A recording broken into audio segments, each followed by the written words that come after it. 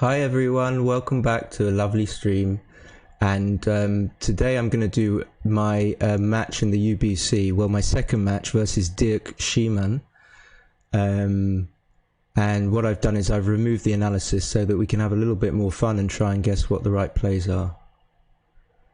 So as you're watching, you can think about what you would have done. So let me just press play. Dirk is playing the green checkers at the top, and I'm on the bottom.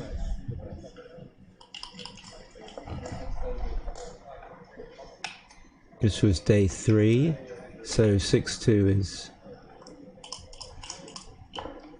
is obvious. Dirk follows up with the 6-5. Okay, yeah.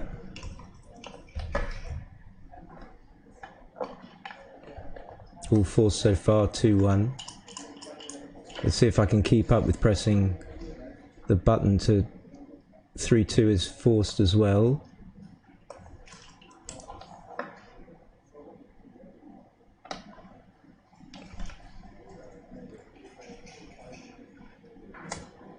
Oh, okay, well I'm on the bottom. Okay, so let me, I'm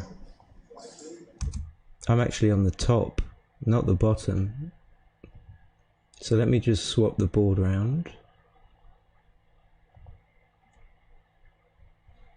There we go. Dirk's playing the white checkers, I'm playing the green.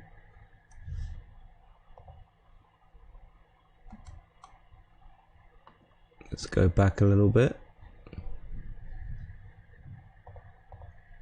A wee bit.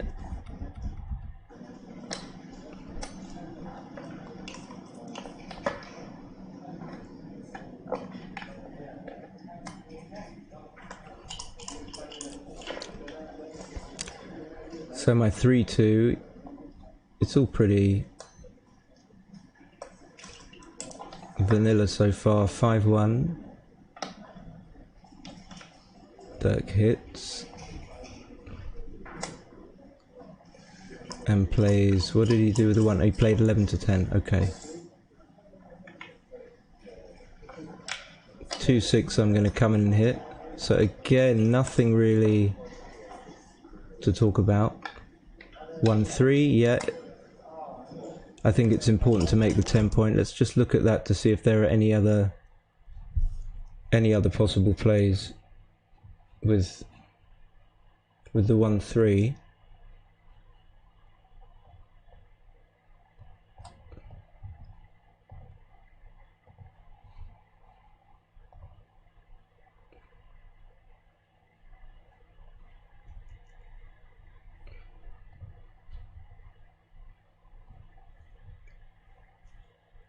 So let's see with the 1-3, it's pretty clear to do what Dirk did to make the 10 point. Okay, I just wanted to check. Now I've got a 5-3. I don't think there's much option with the 5-3. I have to leave the shot, but what else can I do? 6-3, obviously Dirk's going to hit with the 6 and go along to the 15 point. So now I've got 5 men back. Now I'm going to make the 22.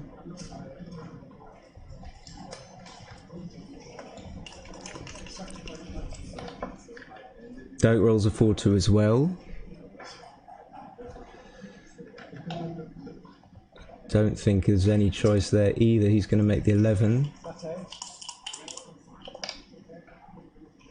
And now I think I probably just with this 1-5 came to all the way out to the 18 point.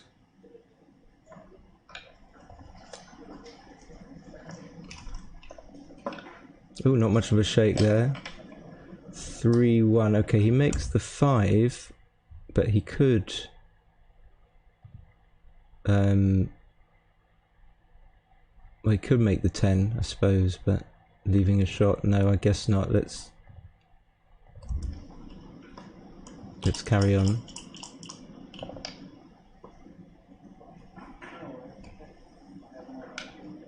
Again, like everything seems to be fairly forced. Almost every move so far. That can happen in backgammon. That's just comes in with a 4-3. I come in with a 4-3.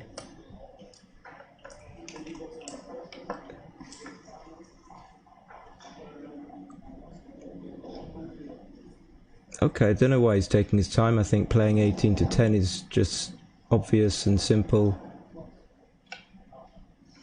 Computer confirms it.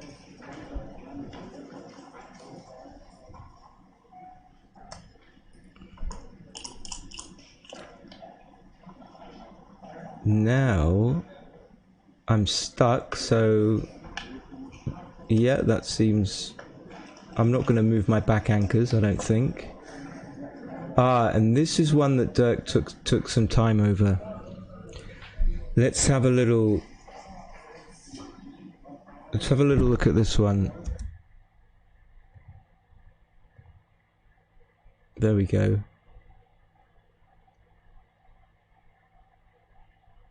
So, I'm not sure what he was looking at. I think he was looking at the possibility of not hitting. So if you don't hit, you could play 3 checkers from the 10 point to the 9 point, and then you could play another one, either play 9 to 8 or 6 to 5.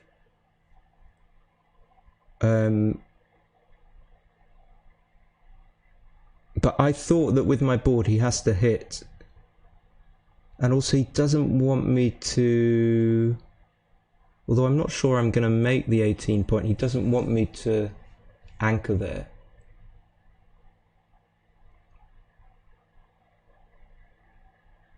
So I think he chose not to hit, and oh no, he did hit. Ah yeah, he did make that play in the end, we can see. And then he gave me a few 6s from the bar, so he's leaving a shot on the 9 point.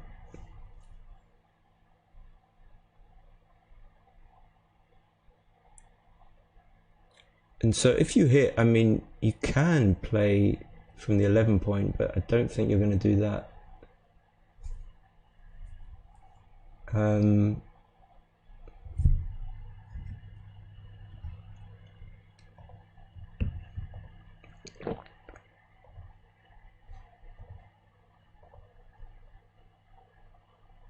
Let's see what the computer does. So yeah, maybe I would have made that play as well.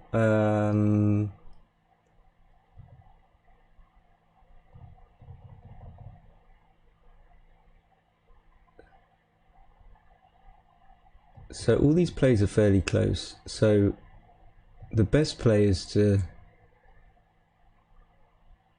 hit on the 7 point and play 6 to 5. I remember what I can do here. Silly me. If I go here,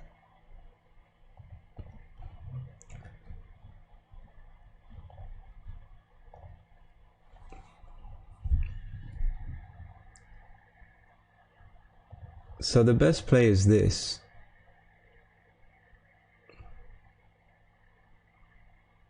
And why is that better than this? Oh, what's going on?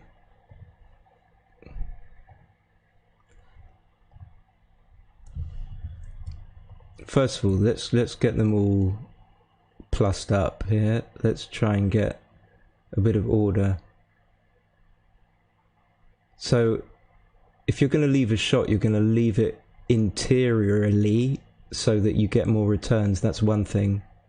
So you're going to leave a shot on the 7 point. No, you're not. So what's the idea here?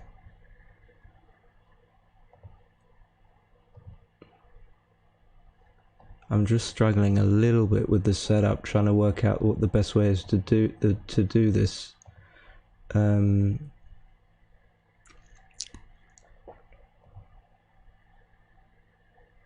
So this is a non-hitting play is not even. It's not really an error. I mean, it's only 0.01.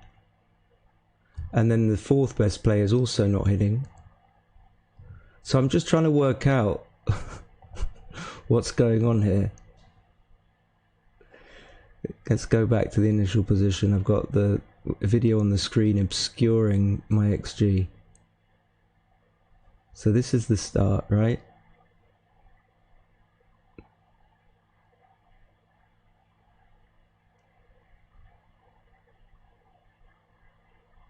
Ah, okay, so I see what Dirk's doing. Right, I see why the computer doesn't like it finally. I think what the deal is here is if you play 10 to 9, then you've got these two anchors on the 9 point. They're in direct range of the two anchors that are on the 22 and the 21 point. And that ain't good. So, hold on, I can get my arrows going.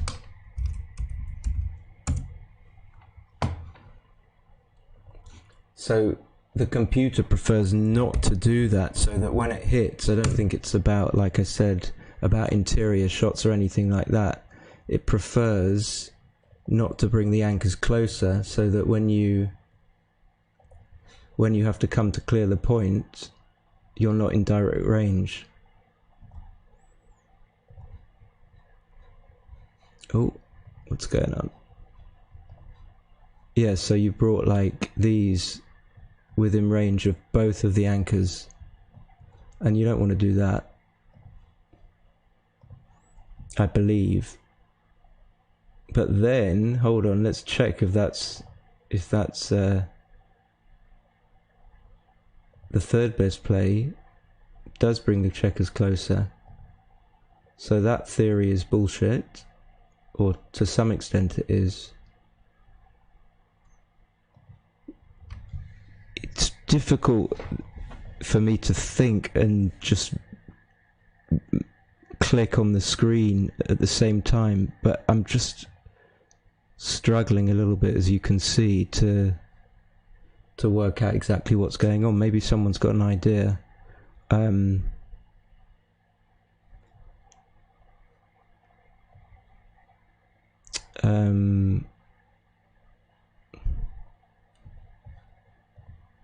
I don't want to move on because this is definitely an interesting play. So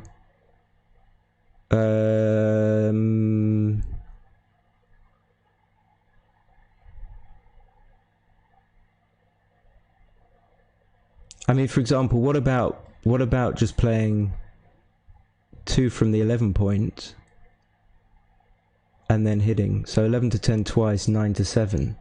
Is that there? Could we do that? 11 to 10 twice. Can move 2 checkers here, thusly, and then we can just do that. And then maybe we hope to make the 7. So maybe this plays very complicated because we're not sure whether we want to make the 7 if we slot it, if we hit there and leave it slotted, whether or not we want to keep the 8 or the 9. Maybe I shouldn't labour this any longer. Looking for 11 to 10 twice, 9 to 7.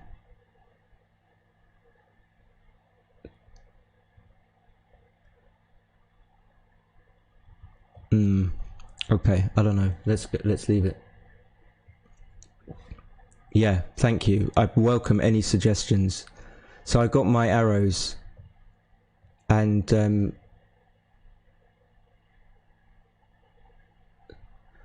Brian says, doesn't XG's play give you the most return shots? So give him the most return shots, or me the most returns. Oh right, okay. Gives White the most return shots.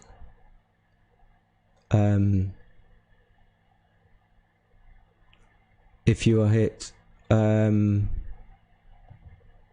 if I've understood you correctly. So let's go back here. Let's put it on the board. Yeah, you're going to have returns, but then I'm thinking, like, if you get hit here, do you really want to have to break the 10 point to hit and then be vulnerable to a further hit back from the 21 point, which is in direct range of 6s? So I'm not sure what's going on here. But keep the comments coming. Thank you very much. Let's make it interactive because anyway, shall we move on? Shall we switch back to the video and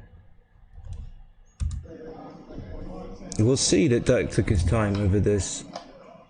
So maybe this, yeah, maybe this to 7, this twice to 7 seems, it takes it back.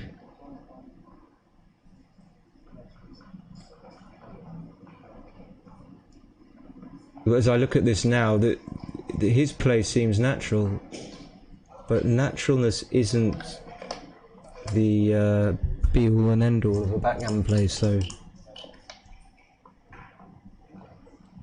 I roll a 2-6. I believe I'm going to come out. Again, I'm like trying to stop myself from doing silly things like hitting, but you definitely don't want to hit here,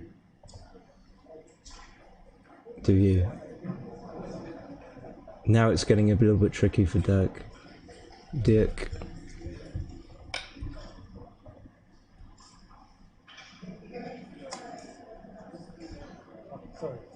Yeah, I didn't see this either. Let me go back to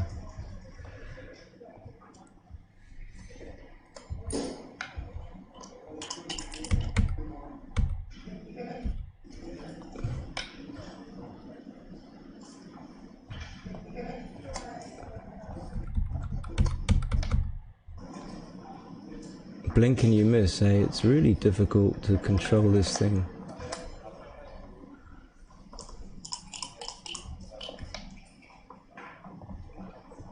So my 2-6 is pretty much forced. Like hitting would be an enormous blunder.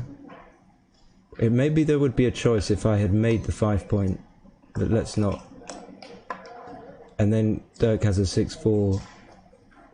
Right, so we can see he can't play it without leaving shots. So he can play, so he might as well just clear the mid. That seems obvious.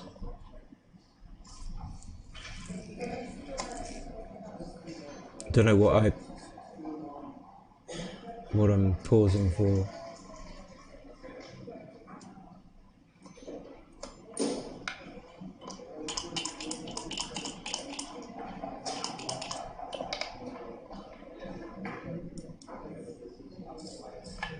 So this 4-1, I can leave the checker on the 17 or not. Does it matter too much?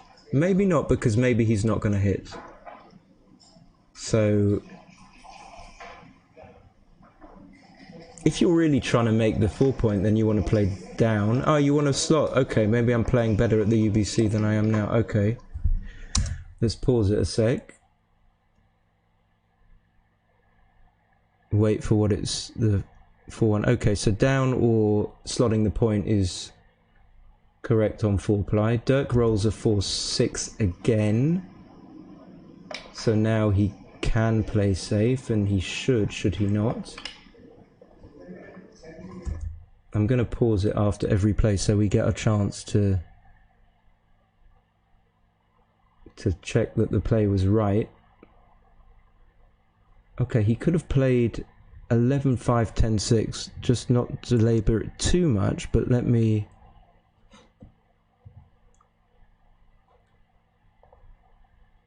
Leaving a shot, this is what it looks like after 11, 5, 10, 6. It seems drastic to me to leave a shot. I wouldn't have even considered this, but I mean it is an error, but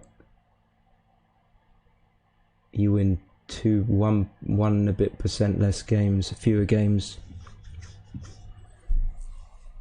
It would seem worse. In fact, on plus, let's see. Yeah, it's still better not to leave a shot. Okay, let's go back.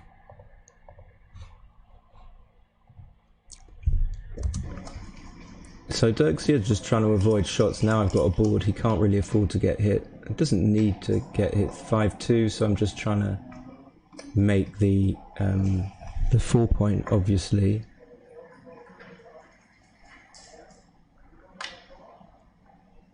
Again, you can get fooled into like hitting for no reason, but that's why his slight slowing down in Dirk's play. That of course he shouldn't hit. 6-1 covers it nicely, so I've got a nicely timed game. I mean, it's a back game, but it's not really. It can fall apart at any moment.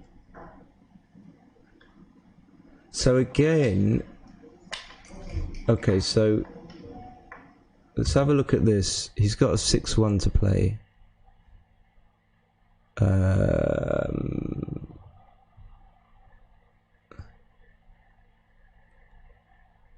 If he could play the checker from the 9 point, then he would do that, but he can't, so there doesn't seem to be any option. Now I've got a 4 point board, he has to break the 7 point.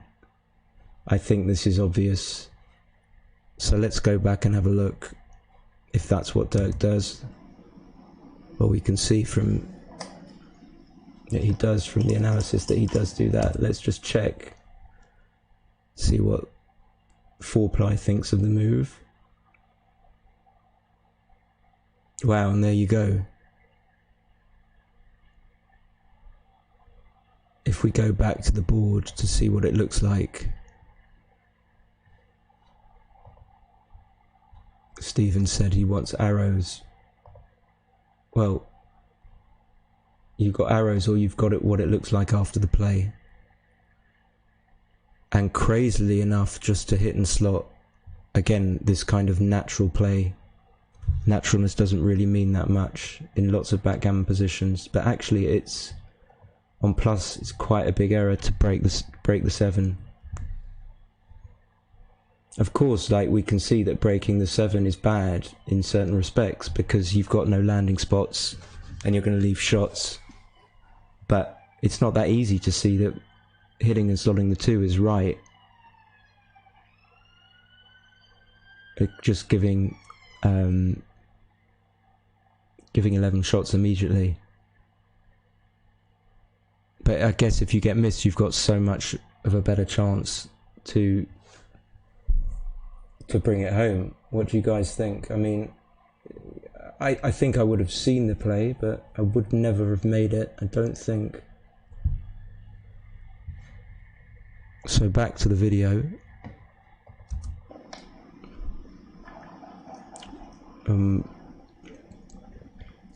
I rolled my 5-2, and you can see that I'm wanting to stay there. That Coke Zero can looks really tall and thin from this perspective. I mean, I do really want to stay there because I can't afford to move the checkers on the 8 and the 7. They'd be too far inside my home board. I want to make the 8 point or the 7 point.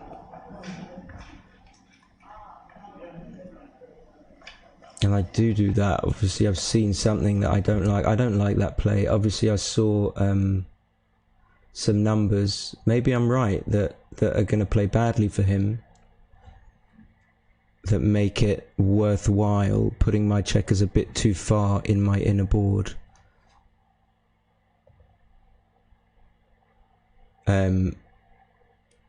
This is what it looks like before the... No, this is what it looks like, yeah, before the play. Strange.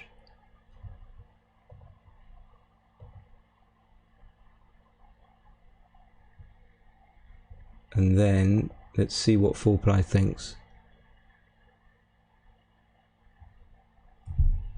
What, playing the 5-2 in?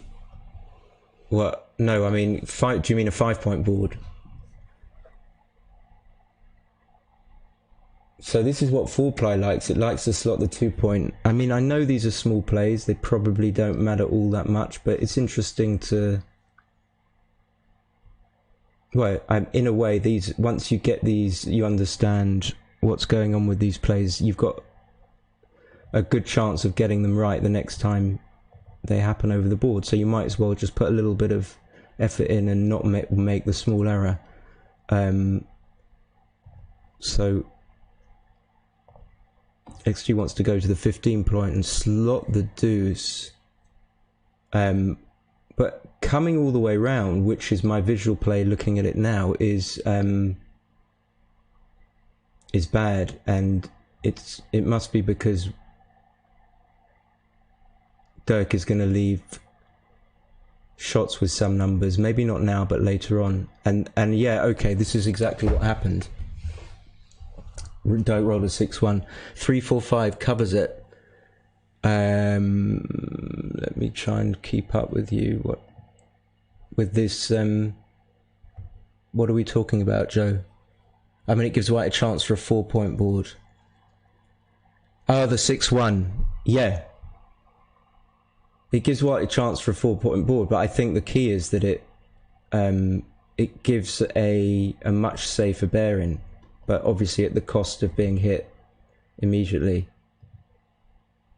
Let's go back to the video, and we will see that Dirk did roll one of those immediate shot leaving numbers that I'm not even seeing now. I think there are other. There might be another number that does this. So eventually, he has to do this anyway. It would have played much better had he have actually made that play initially.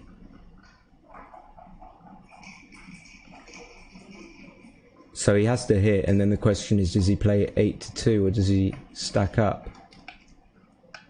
I think we've had a clue already from the last 6-1 that 8-2 is going to be right.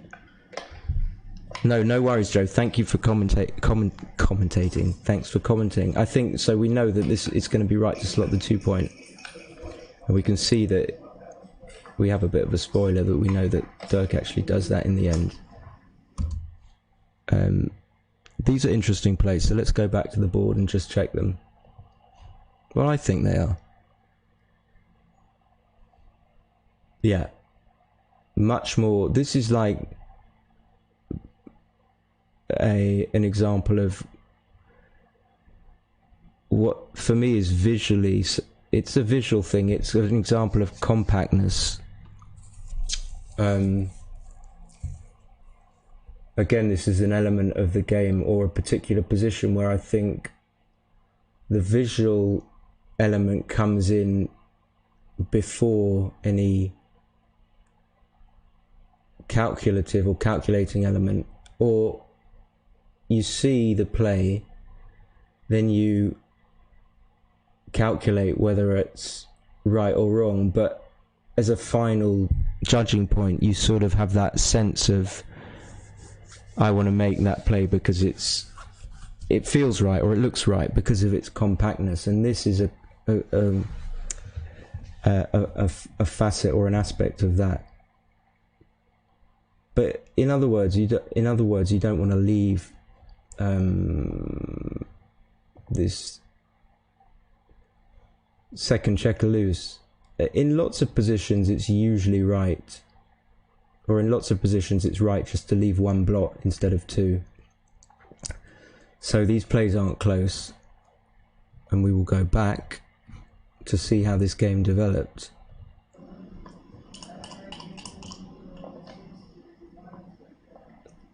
I mean, I don't really want to hit because I just want my PR to be low, so the hitting is likely to get me into some possible recube situations where I could erroneously recube or miss a recube. So I hit and I come out, a little bit worrying. And now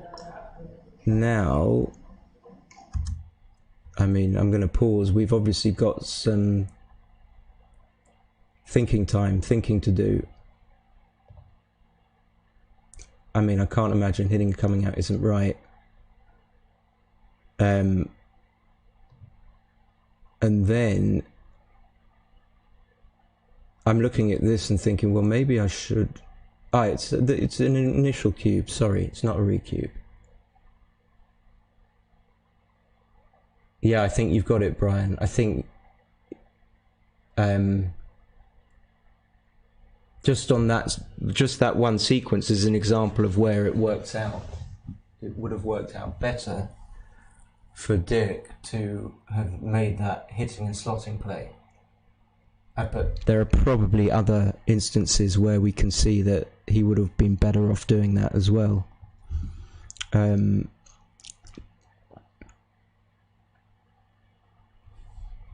So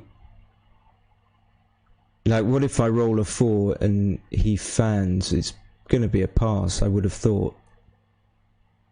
But if he rolls a 4, if I roll a 4 and he comes in, then it's a difficult position to analyse, because some of his numbers are going to be bad. I mean, yeah, I mean, I'm just thinking that, looking at it now, I might have recubed. So how bad is it to, how bad would it have been to have recubed here?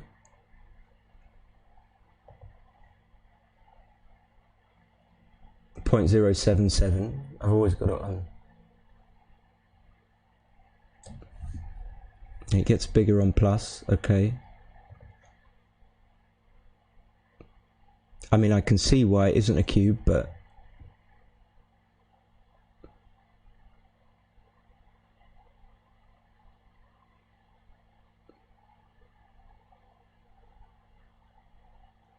yeah.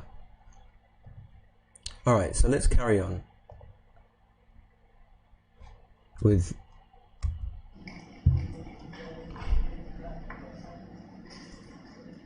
how much thought do I give it? I don't think I did think very long about this. I think I'd already made up my mind that it wasn't a keep saying recube, that it wasn't a cube. Well, 5-4 is a pretty easy number to play. And look how thorough I'm being. I'm figuring that all I need to do is survive not being hit. But like with a 1-4, I prefer not to be hit with a 1-4, and then it's going to be a very strong cube and probably a pass. So now what did happen? I rolled a 4 and he fanned, and I thought it would be a pass.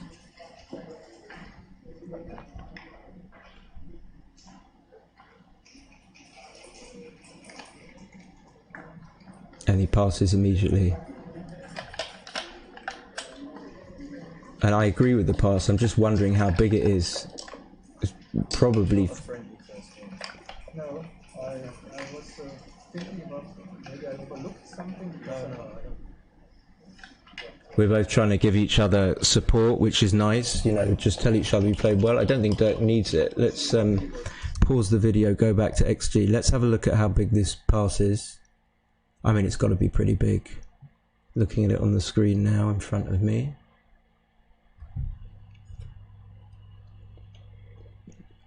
I mean, is this format okay, guys? Is it easy to follow? I'm just switching back between the board and the video. So it's not, for me, this is 0.1251 is not an enormous pass by any stretch of the imagination. I mean, it's wrong and it's bad to take this, but I've taken much worse. So just interesting to get a feel for how much you've got as white. Alright, so I'm 1-0 up. But you hit me and one, so you didn't roll the 1-6 as well. I was happy. What are we talking about? I don't want to win, I want just 2 games right now. Yeah. Okay, 4-2-5-5-1, splitting. 5-3, Dirk will split, yeah. Not like in the first match. And this is nice and easy. First match for me was so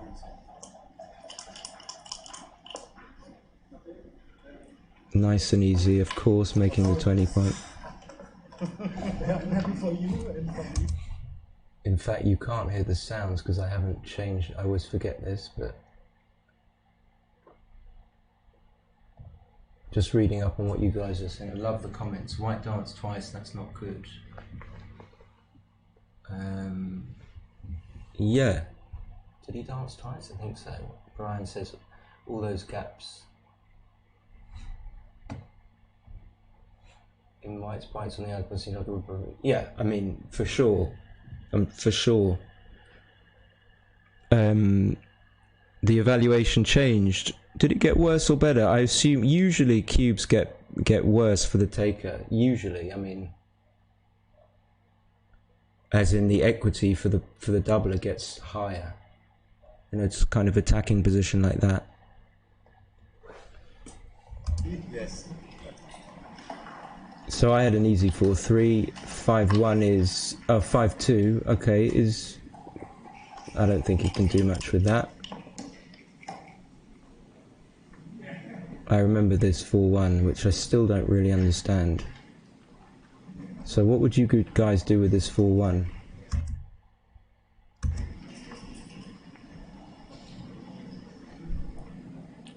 I know what I wanted to do, and I think I did end up doing it, but I know that it's wrong. So let's go to the board and see what. Let's like play precise backgammon. What are we trying to do? Oh, it was 1-2-5. Yeah, it gets a bit stronger for the doubler, I'm guessing. So we look at the score. We're 1-0 up. So whether or not that militates in favour of safe or attacking plays. We've got 5 checkers on the 6, so we really want to unload. Ah, okay, yeah. Well, I've taken like passes that are 0.3. I'm not saying that makes taking a 0.1 okay, but it can be very easy to, if you misunderstand a take pass decision, it can be very easy to make big blunders. Slightly easier than with checker plays.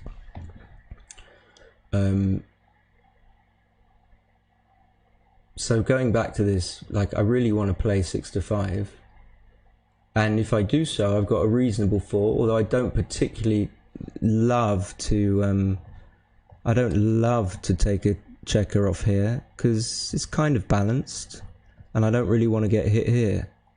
So the 1 I like, but the 4 I don't like. And then on balance, I would say to myself, is it worth the gain for playing 6-5 and playing 13 to put the checker on the 9 point, which I don't really want to do. The other thing to note about this position, it is I've got the anchor, and I thought that made it okay for me to make slotting plays, but let's see whether the computer agrees with me.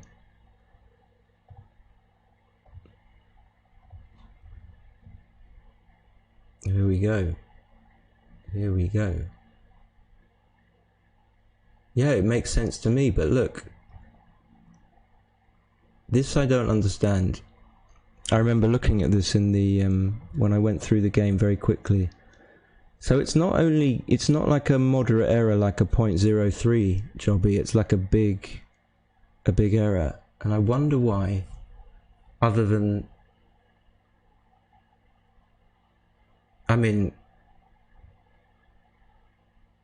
I'm not ahead in the race, and I'm not even close to being ahead, so I'm not trying to preserve a race lead.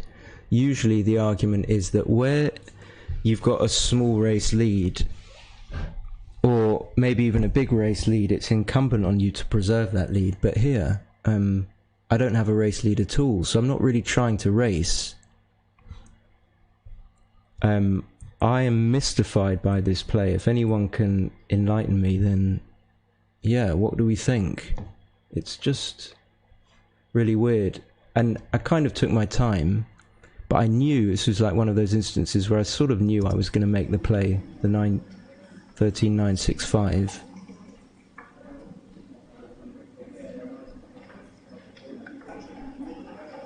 I know I'm going to do it. But yeah, I think there's something about the checker on the 9 point is not in a happy place. And he's got the 4 point.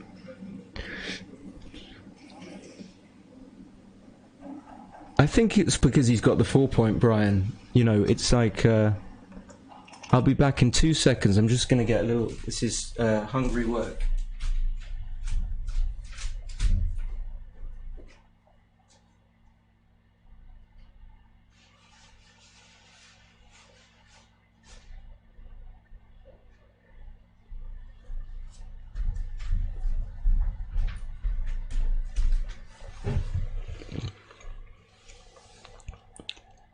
For one is, yeah, it's a bit of a bad roll. I agree with that.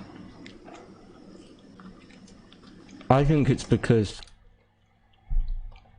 he's got the 4 point. Maybe I'm just overlooking that.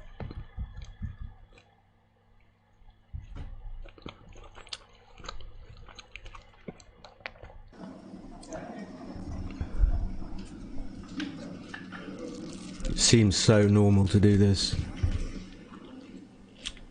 But any 3-5, 6-2, obviously double 4. You don't want to be hit on the 9 point. So 5-1 is normal. He just wants to get, Dirk wants to get his checkers out. Especially now I've got an anchor. Double 5. Okay. Let me catch up. I don't think there was anything wrong with that. 5-4 is a bad roll. I think he should play 9 and 3. He doesn't really want to slot the 3 point, but he can't afford to stack them up. And you can see that I double here, but I don't really like it. Joe sees the 13-8 as best. Okay.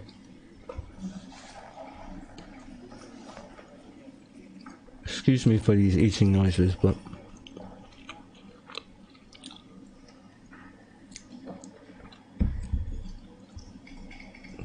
just interesting to see how much time I take. I take a little bit of time, so this is an absolute snatch. Is this actually a double? And what made me want to double? It looks to me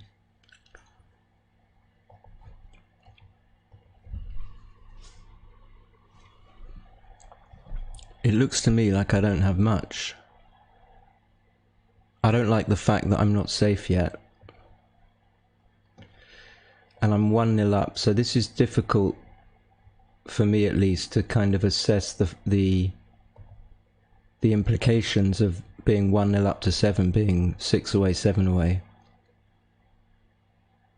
This is something that my friend Seb kind of helped me with. But although I still haven't quite got it yet, but certainly when you're 1-0 up, if you've got threats of winning gammons and you could win a gammon on a 2 cube, then you do want a cube. And the gammon value is quite high, and the backgammon value is high on a 2 cube as well.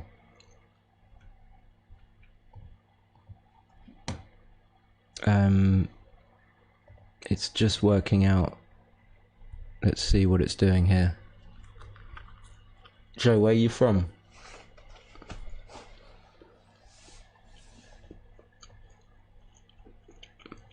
Okay, let's cancel the... We don't need to put plus plus through the mill on 39. Let's just get our cube action here. Let's see.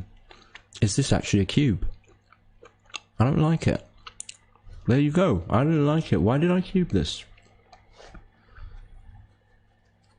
And...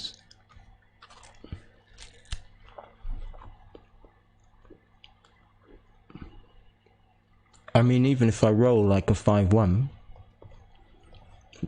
let's say, which is a good roll, and get the checker to there, my race lead is so thin. But I'm not a big fan of this. I'm surprised I cubed. I mean, it's very small, but anyway. Excuse me. Let's go back to the video. Isn't it like 6 o'clock in Canada or something? So I rolled 6-5. That was a good roll because it's high in pips. 2-1 is obviously good.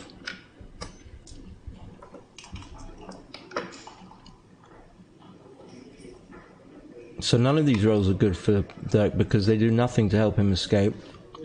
He can't come up with the... There's no point in coming up to the 23 point. Now, clearly I don't make the prime because I don't want to get hit by ones. Otherwise I would. I would like to make the prime. Yeah, it must be early in Canada.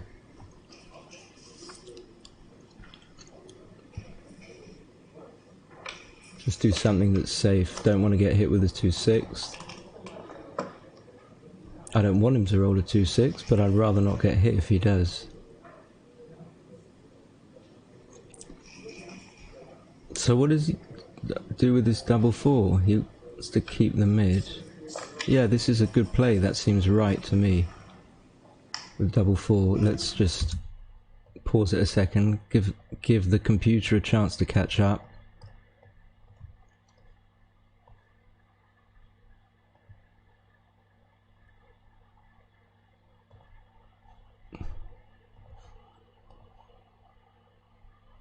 Let's see what it likes with the double 4.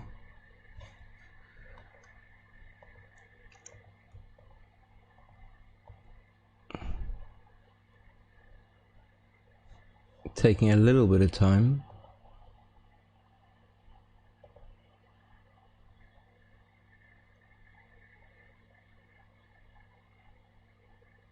Ah, okay. Happy voting.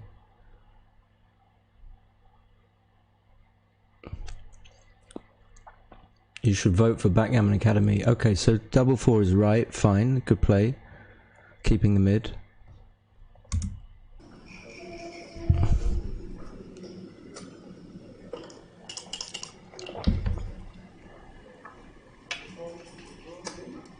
Five two, nothing to say about that. 4-3-2 down. I like this little format. The screen is nice and clear. Hopefully we can hear my voice, we can hear the sounds of the board.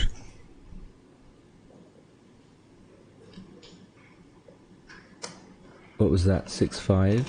Where are we? Okay. They did roll the 6-2.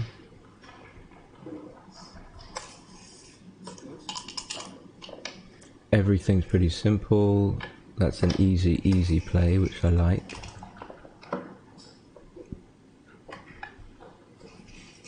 So not much to see here. A6. He could slot the point. He could slot the point. Hold on. I want to have a look at that. He's slotting the point. Surely with the ace point you want to eventually make it. And I'm not going to want to slot the point myself just because he slotted his own point. Let's see.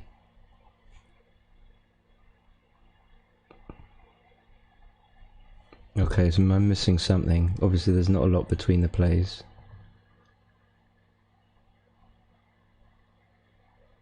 Although on plus it seems to get closer.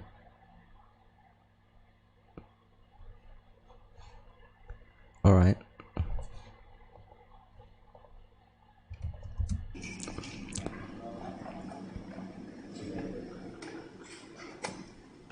I roll a 6-1, 8-2, 5-4. Oops, sorry, I meant to go back to the video. So, roll double 6, it's forced. 5-3 is effectively forced. Yeah, right. That game is really, I'm so happy about this game. I love this game. Me too. It's rarely that both players like the way the game goes, right?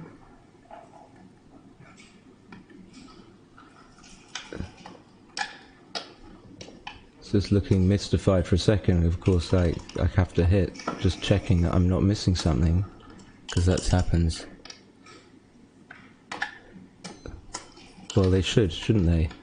The candidates, I mean. Are you subscribed, by the way? Can you get people to subscribe? Can you canvas for me, Joe? Hold up a big Backgammon Academy's banner. Okay.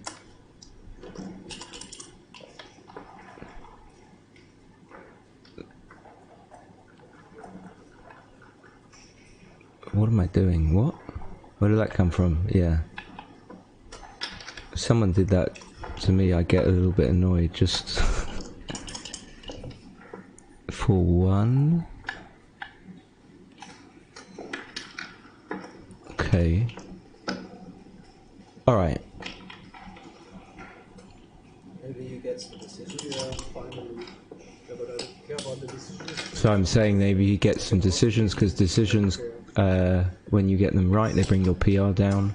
When you get no decisions, your PR doesn't go up or down. But these would be easy decisions. More decision?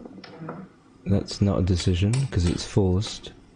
But he couldn't win the game now. Now you will. I don't want to win. Now he cannot.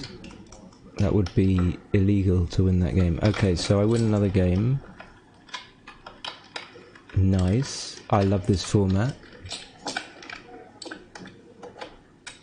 No, Joe, I'm saying I don't care about you playing. Forget about that. I want you to get me, go out into wherever you are in Canada, get me 50 subs. I'll buy you a beer. Please, Joe, I'm begging. Thanks. Bye. So 5-1. 4-3, 5-1. Double 5. You don't want to make the 3-point because it leaves shots, and I'm 3-0 up. I definitely don't want to do it, so I'm not going to look at that. Double 1, double 2 is forced.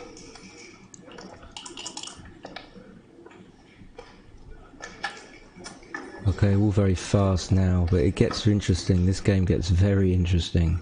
This match. 5-3, I think, is forced. I rolled a 4-3. This is pretty forced. I mean, you can't really come up to the 20, can you? I'm going to check that. I'm ahead in the race, so I kind of want to escape, but I think it's too naughty to come up to the 20 point. Let's go to the board, see what it says.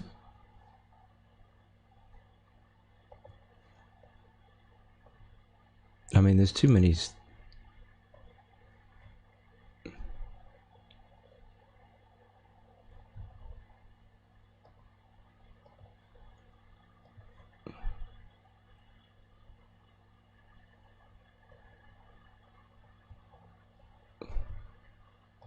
Yeah, I mean, come on. Let's have a look, see what it wants to do. So coming up is a mistake. Coming up is a mistake. I mean, it wins fewer games as well, actually. Right, that's interesting. So I just wanted to check that.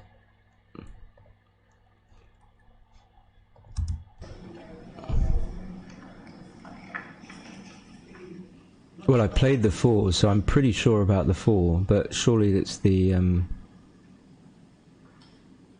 3 that is easier, but there you go.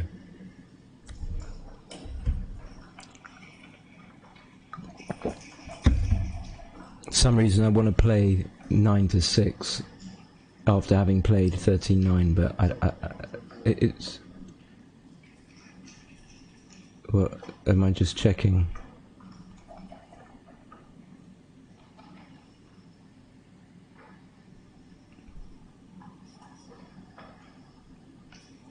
I don't know why. Yeah, I do remember this. It's not the most comfortable of plays, but this leaves a much better distribution. So just purely on that.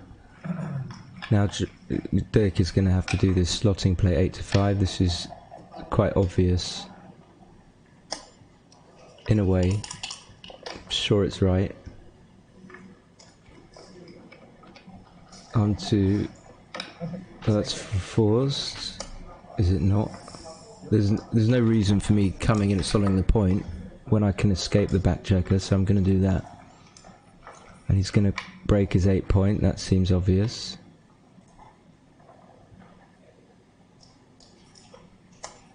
I mean, we can see the transcription, so we know I'm going to roll the 6-3. That's very easy. It's the dream. Yeah, for me too. Double 3, he makes it, and I have to admit I wasn't sure that he would be passing this, but I thought it would be a difficult cue for him. I've got a very good chance of just bearing in safely. I mean, I've probably got quite high winning chances, so he does pass. I wasn't sure, but at least it wasn't my decision. Okay, let's see what the computer says about this cube. Ah, it was a take, okay.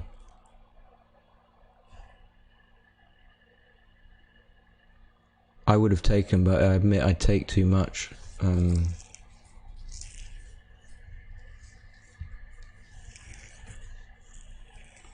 Maybe it's a good practical pass because you give yourself a chance to get more decisions in,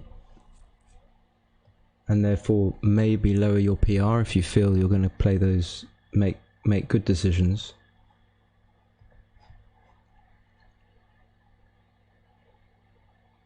But to me, this just felt like a take, whatever that's worth. Alright, so I go 4-0 up. Let's see what Plus says about this.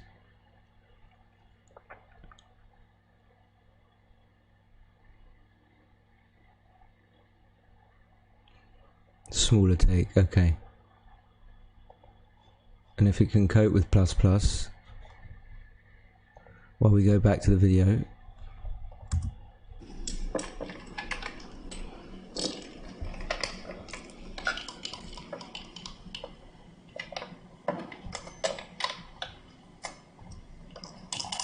Oh. 3-1-4-2. Oh, this is a short one. 2-1 down.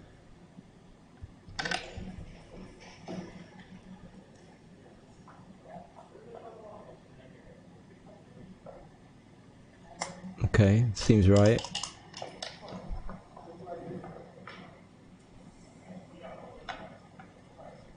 Now 4-3, I can't afford to stack up. I've got to try and go for something. That's my thinking. 6-3 hits. And after the ace-5, I was probably comfortable with passing, but I was going to look at it and check. Let's go back to that. Was it a take because the chances of gammons... yeah, possibly. It's really complicated because he doesn't want to lose. It's a complicated score. He doesn't want to lose a gammon on a 2-cube because that will lose him in the match. But by the same token, he's 3-0 down. And the recube is very... The value of holding the cube is very, very high because he can recube relatively early. So here I'm just thinking about the 5. Let's go back to the...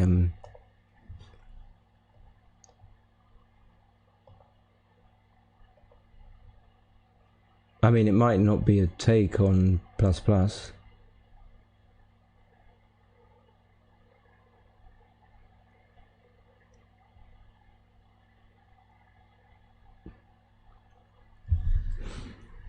I mean, if I pull up this cube information tab,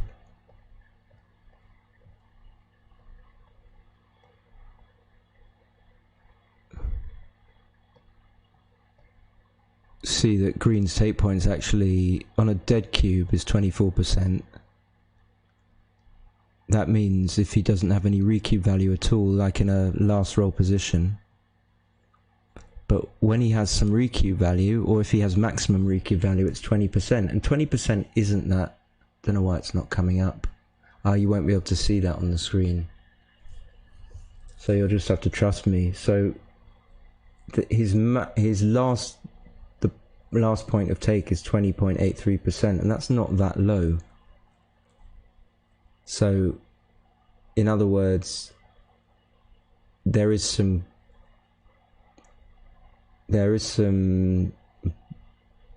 negative consequence of losing 2 points versus 1.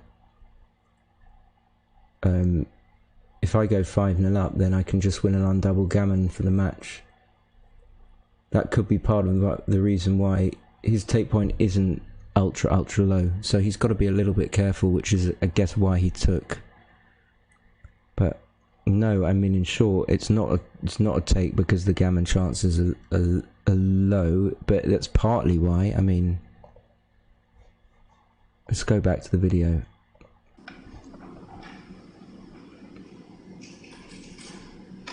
So I just played my 1-5, or not.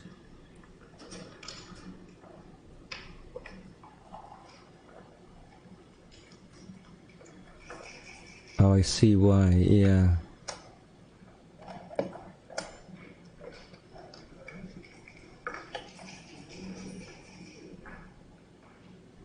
counting the race. But I think what's important to notice in a position like this is whether the numbers for him are diversified or duplicated.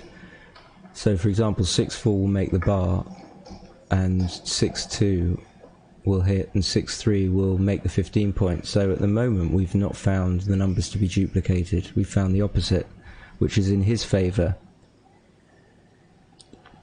and my disfavour. Then he's got 2-1 to make the 4 point, and that doesn't do much good on the other side of the board. 3-3 make the bar, that doesn't do much good on the other side of the board. So it seems that his position's getting stronger as we look, and take makes sense to me. I was like probably looking for okay, that was really nice of Dirk to say that he would have dropped as well. It's probably not entirely legal for him to say things like that, but I mean I was saying the same, even more than he was. But it's just nice to try and support each other. And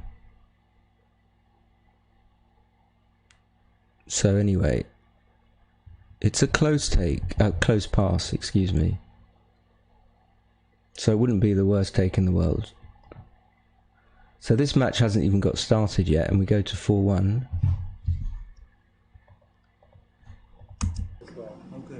Thumbs up if you love this free backgammon content. I don't even think it's close. He doesn't think it's close. Okay, it's kind of close, but it's not. It seems like with 3 black checkers, Brian says, on the ace point, another loose black checker, white might be too good to double. No. Why? I mean, there's all these score implications, but I don't see why you would think that. I don't see why. Okay, let's go. Okay, so we're playing guess the play. For anyone that's joined, a few people have joined, we're gonna like kind of pause and guess the play at different points. So 5-3, 6-3, we're not gonna pause.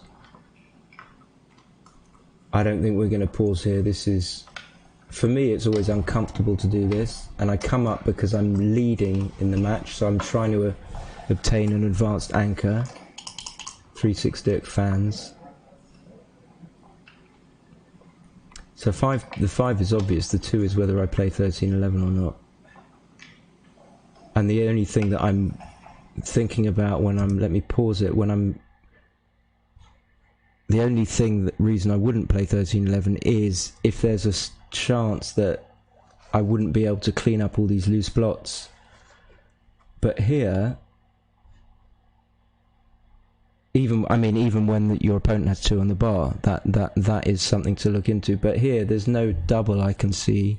Well, double 4 would hit the man on the 8 point. But aside from that, if he just comes in with 2, I should have a good chance of either pointing on him, and if I don't, just cleaning up the position. So I think it's worth going for that builder and that improvement. But let's see what the computer says about it.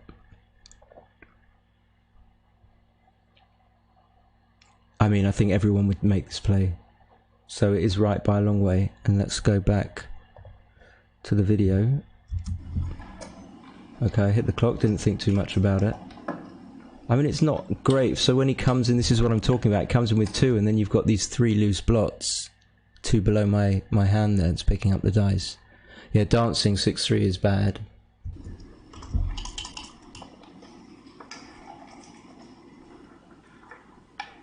And this is an example of it. I was pretty sure what I was going to do here. I mean, what would you guys do here? There is a bit of a spoiler, but maybe I didn't make the right play. Who knows? So, looking at this, it would certainly be reasonable to play 13-7, 8-6. Like so.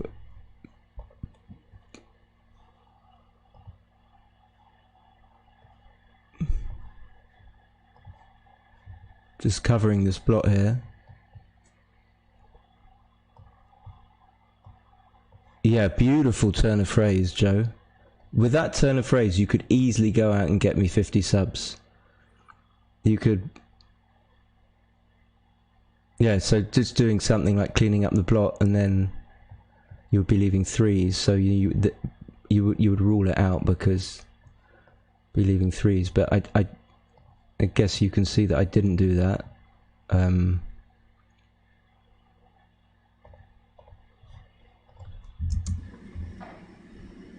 Let's see. Let's see what I did. Double-handed pickup.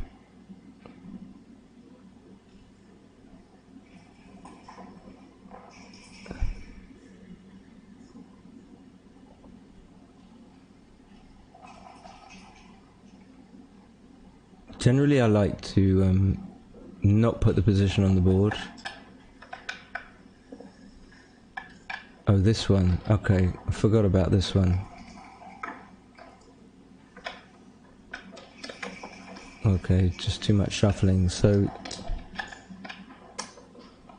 Fine, I was by no means sure about this play, by the way. I wasn't sure I'd made the right play. You could put it that way, Brian. I mean, come on, I deserve a few more subs. What did he... Okay, so he made the... I missed that one, but sorry. I think he made the anchor and played down. That seems right. I mean, now I've got a 3-2 to play, and I'm almost certain I'm playing this. I mean, I'm not going to do anything else, but I'm just checking.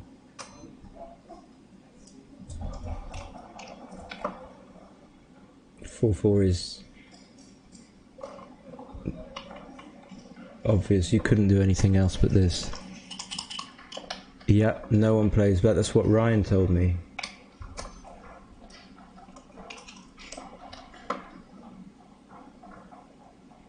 So 15-11, I come round 4-1. I think you come round. This is obvious. Ah, this double aces, and I still don't know what to do with this. So I think switching is probably good. Okay, let's have a look at this, because I still don't understand this. What would you guys do? Let's go to the board and have a look. Switching always destroys your position to some extent. It destroys your prime. Question is, can you survive without it? And is there enough of an upside? And here there seems to be an upside.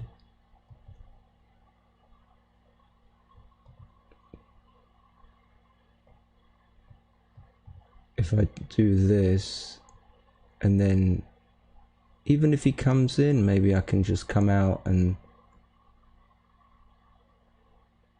I'm not desperate for him to be on the 24 point. I mean, yeah, I'm guessing it's wrong, but let's have a look. No one's playing along. Okay, so it is right to switch.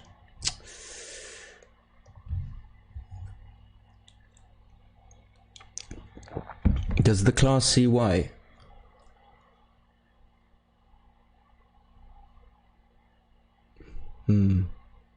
But it's difficult to make that play because it's not natural. So, yeah.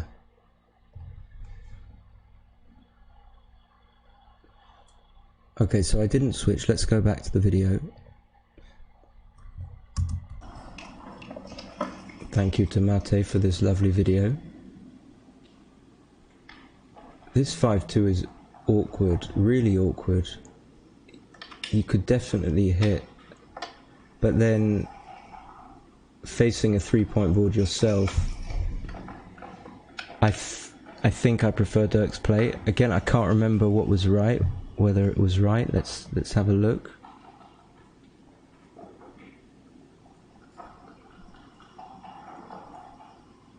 No, it wasn't right. Wow, okay.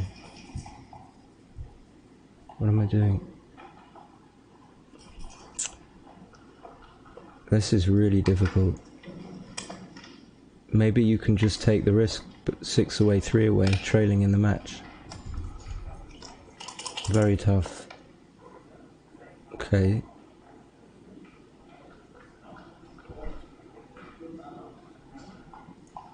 Now, of course, faced with the possibility of being able to point on him on the ace point, and him only having a 3-point board, and I can come out later, then obviously I'm going to do that. There's no contest.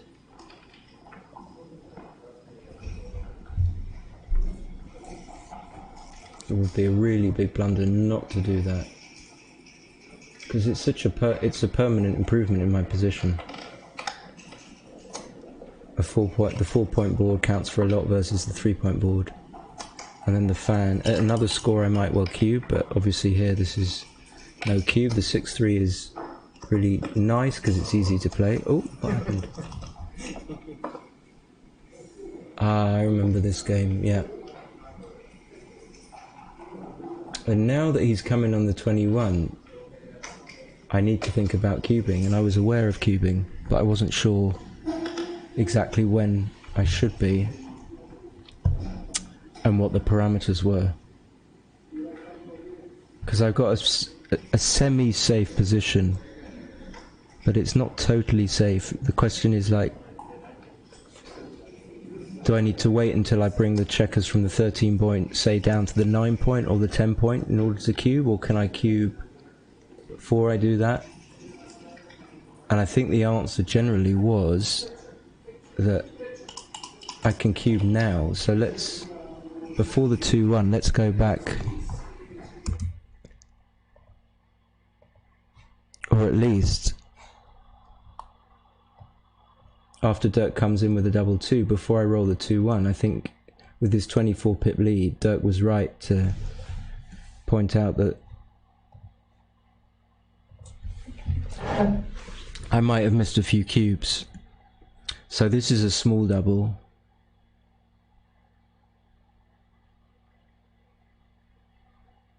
I think at this score 2 points is really valuable for me, even though, you know,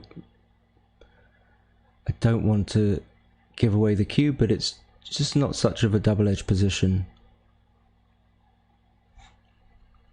So knowing that this is it reverses on plus, actually. It's borderline.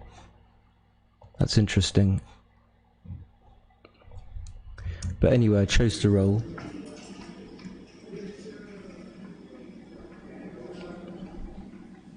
And I had no idea how to play this.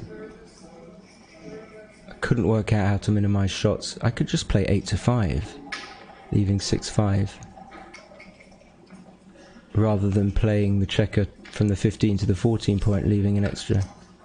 So maybe this was the best play. So what was going through my mind here? This was only 3-5 and 6-2 and getting it much closer. Yeah, I figured out that I was going to leave. If I was going to leave around 3 or 4 shots, or even 2, it was worth getting the checker closer. So let's check this 2-1. Yeah, making the ace point, that's no contest, right?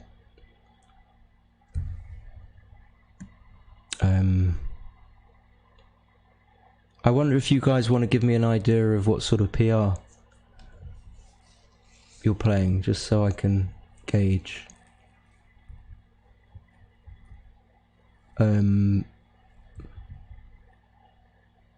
Okay.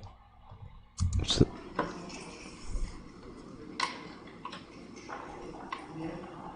3-2 for Dirk. And now, of course, this is going to be a cube as well, or very, very close.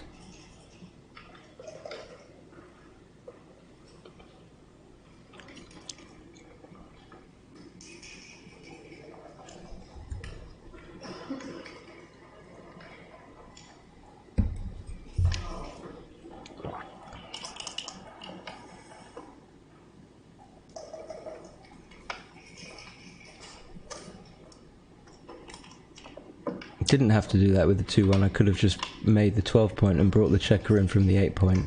So Dirk rolls double 1, and again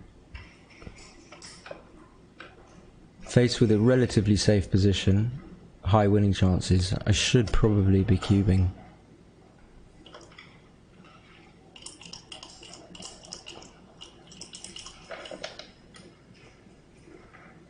Okay, that has to play safe. So obviously my main priority is just to play safe. Try not to leave shots.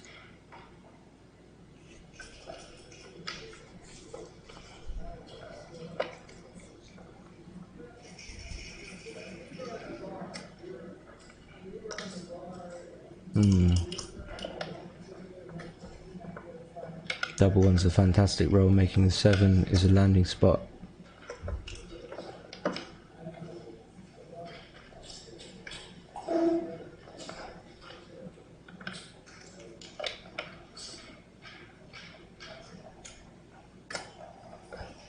And now finally I figured I cubed, so the worst possible scenario is that I leave a direct shot, but it only gets hit, you know, 11, 12 or 13 times, whatever, but when I get missed I win. And then there are times when I don't leave a direct shot, so it's a fairly easy position to analyse. In order to be able to cube here, you have to see that you're quite happy, in a way, leaving the direct shot, or you expect sometimes to leave it, but the percentages are still in your favour.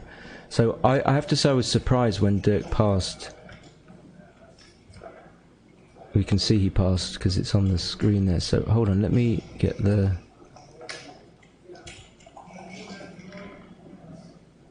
cancel that. And we'll go back to the board actually now, just to see what these cube actions were. Like,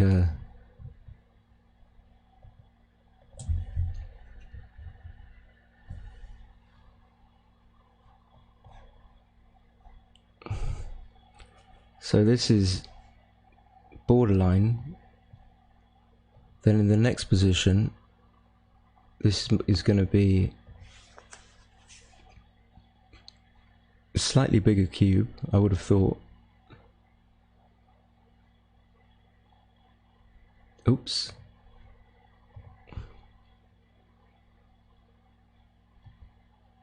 So that's like 0.02 on 4-ply. Then after making that, Dirk rolled a double 1, so he didn't really gain in the race. Oops, again, I'm trying to click on the cube. Yeah, it was the score, Brian, yeah. But actually I should have just been cubing relatively normally, because the position was fairly safe.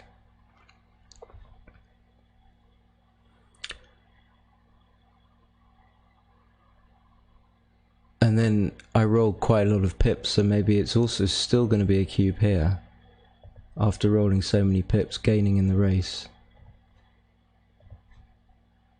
And let's just check, yeah. So now it's like a fairly chunky cube, because of the race.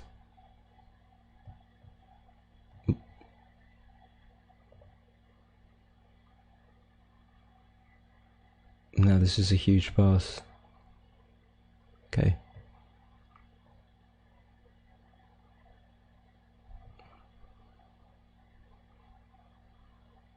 The double 1 was such an improvement in my position, that's what I didn't really see.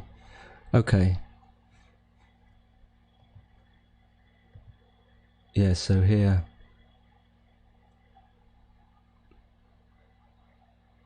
I gained a few pips, 6-3 versus 4-3, and yeah, I should have been cubing. Okay.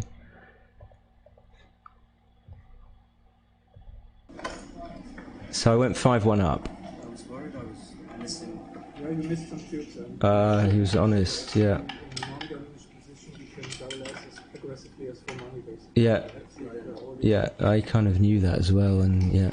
So I was happy that I didn't put me to the test before, because it was easy. I think maybe I'm totally wrong. I should have taken it.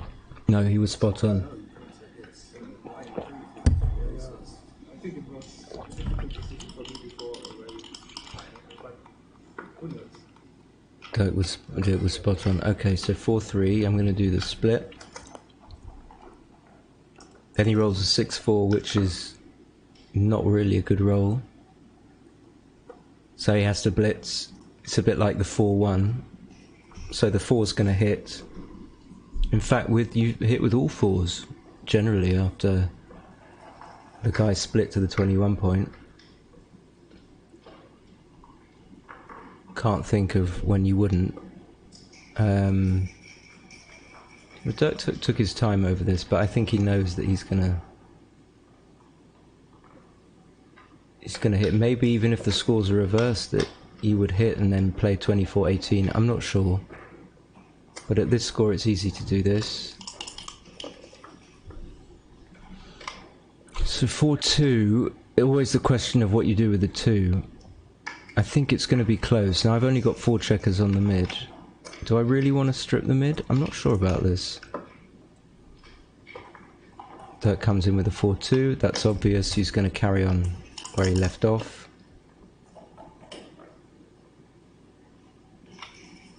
And now I pick this up. I'm happy with this play. Let me just pause the video. Got a few to look through. I think that 1 is right. Because I've only got 3 checkers on the sorry, that's meant to point to the 8 point. So it's not so bad putting a 4th there as far as distribution is concerned. Oops. So let's we question this 4-2. So it is right to play 13-11 like this. I have to say I'm not sure why. And Dirk's 6-4 is pretty clear, I think.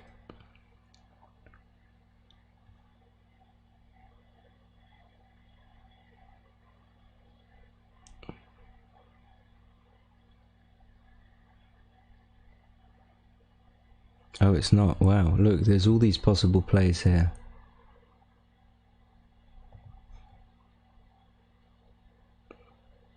So 3-4, you can make the 2 point. Is that going to go a bit further down the list after on the higher analysis level, I wonder?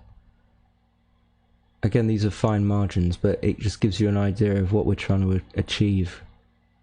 Even running is reasonable. I would not have known that at all.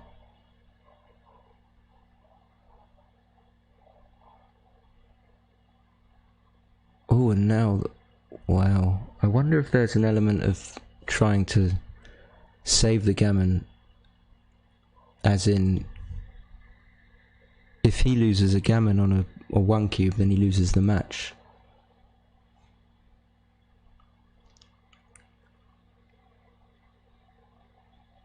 That's very interesting. So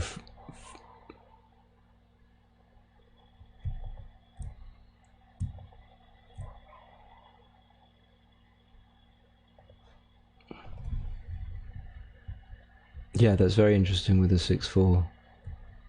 Okay, let's go back. It's going to struggle with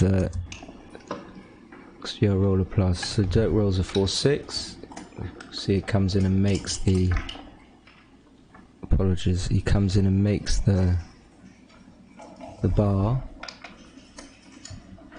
5-6, I come out all the way. 5-2, he hits.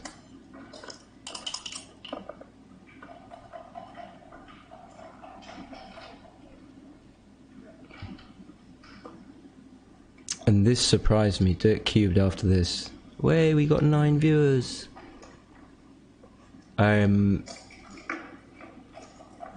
So what am I thinking about here? And it's just natural to come up to the 20 point. He's not got any spares on the 8 or the 7, and he's only got 2 spares on the 6. So it's pretty basic. But I'm thinking about it.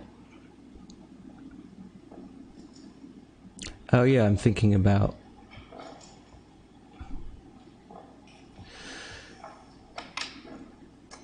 Yeah. So I do that, and then Dirk cubes. take really quickly. Is this actually a cube? Like, what's he got? I don't see it. Let's go back to the board and let's have a look. It's still rolling out this kind of 6-2 play, which I'm going to cancel if I can.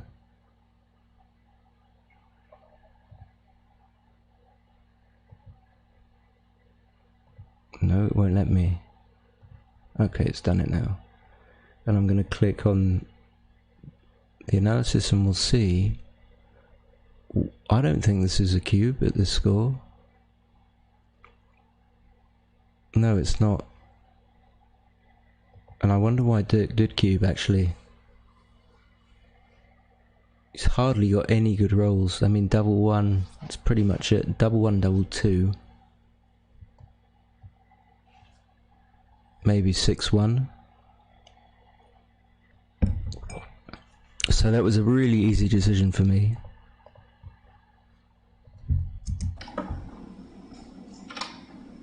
So he rolls a double one. One more. Goes up to the 20. I think that's good. I think that's good. I like that. I roll 4-5. That's pretty much forced. If I get hit back, maybe I can get my anchor on the 21 point. 5-2, and I think he should come up again to try and obtain an anchor on either one of those points, preferably the 20 point for him. I think I only just saw that I could hit. Of course, I'm going to hit on the 11 point. I don't think there's any question about that. So we're just going to stop at the difficult plays.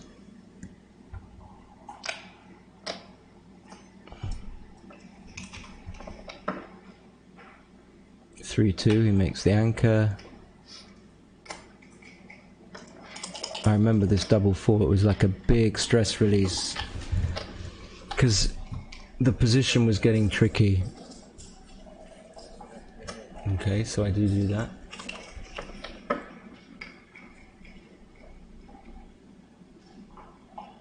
Oh, double one's really awkward. Does he not have to switch? Let's just read Brian's comments. Brian says he'd think that if white is even a slight favourite against a player is 2 away, the cube would be pretty straightforward. White's cube seems to make sense to me. Well, no, it doesn't make sense to me because as soon as you cube, then if your opponent just wins, then he wins the match. So you've got to be a little bit careful. Well, you've got to make sure a little bit that you've got some gain for allowing your opponent just to go ahead and win the match. And if the cube isn't turned, then either your opponent has to turn the cube to win the match to 2, which he's going to be reluctant to do, or he has to win a gammon on a 1 cube. So I don't agree with that, actually. Anyway, back to this double one. So switching seats, like, maybe you can hit loose, but it seems like you give away too much. Let's have a look at this double one.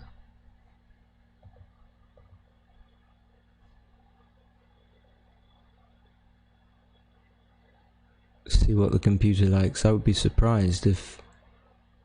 Yeah. Switching is right, okay.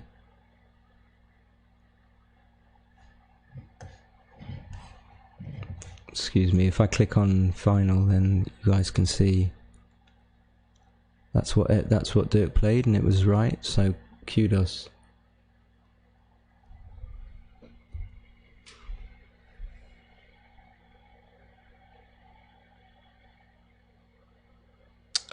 Yeah, I mean, I didn't mean to be blunt. If that's what it's just it is a factor that when you give away, Brian, when you give away the cube there is a cost to you, which is why I wouldn't have cubed in Dirk's position. So yeah, what was I showing? I was showing the double one play. Everything else is bad. And let's go back to the video. This match is just starting to hold up, I promise you.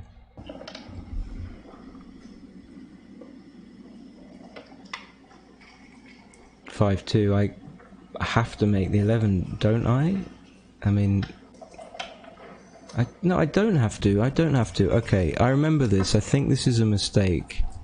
Let me go back to the analysis. I mean, I can just play without leaving shots. I can play without leaving shots.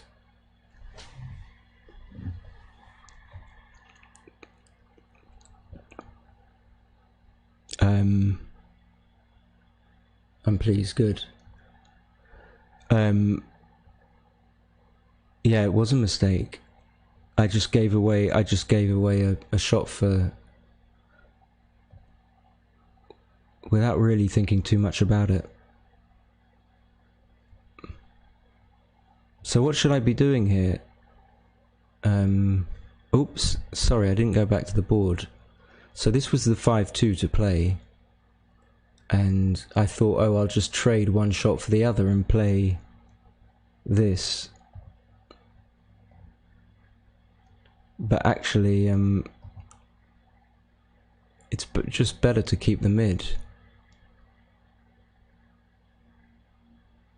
And try and get out, or... Yeah, I don't like my play. I don't like my play.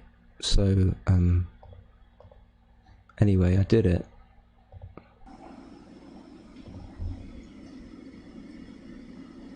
Oh, and he's got 6-2. Yeah, I think this is... He has to... He can't leave the 20 point. I believe this is right.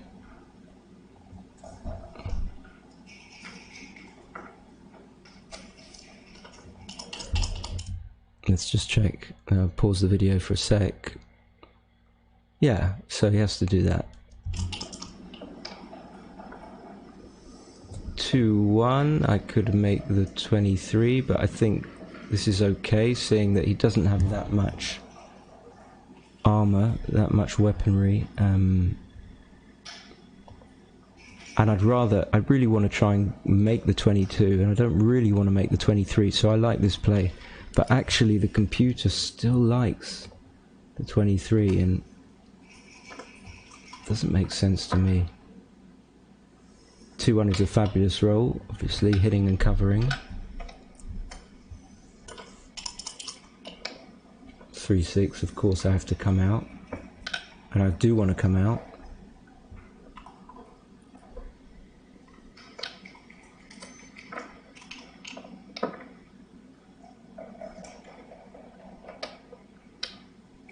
Yeah, double hit. Okay, there's not going to be anything else there. And now I'm in serious trouble, even though he's got 4 back. I think I would come out to the 16. Oh, he does do that. Okay. Okay, so that's what I would do. I think it's right.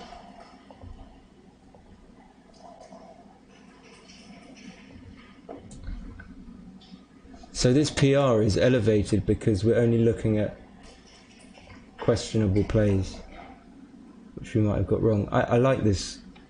Oh, so he's thinking of...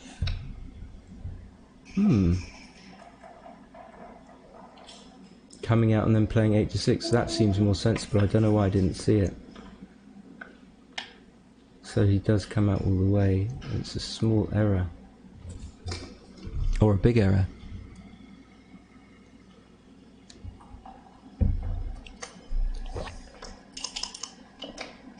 I got 4 men back.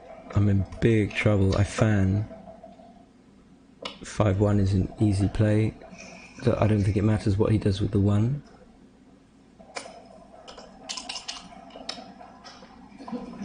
I fan again.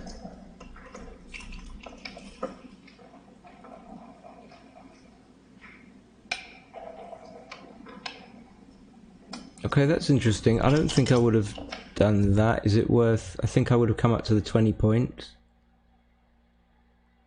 So, because maybe if I roll a 2-3, he's better off not being hit, even though it's not a great number for me. Or a 1-3. Okay, but let's see, go to the board.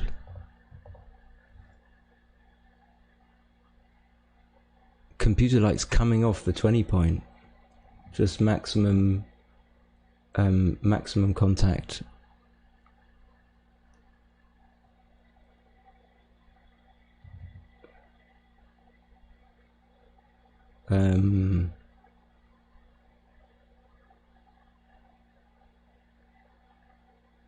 Oh, computer on plus it likes Dirk's play. Okay, that's good.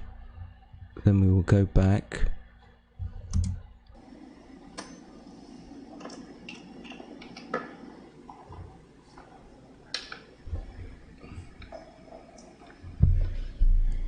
I've played okay so far.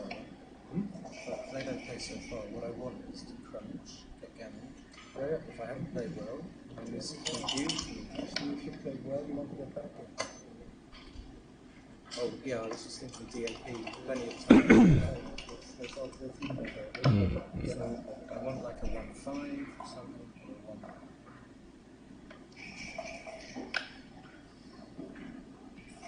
a 1. Just letting the video run. Not really much going on here. 6-3, where are we?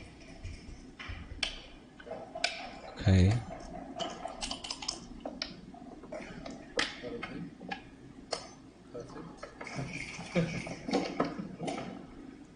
So I think I miscalculated and thought somehow that if I get gammoned on a 2 cube I would lose the match, and that's what I was trying to do to establish a decent PR, because I thought I played well up to now, because the moves I thought were quite easy. But I didn't realise that if I get gammoned on a 2 cube then it goes to double match point. Okay, so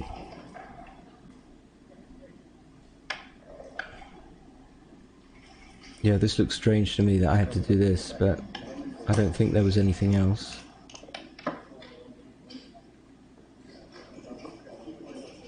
Okay, yeah, I think.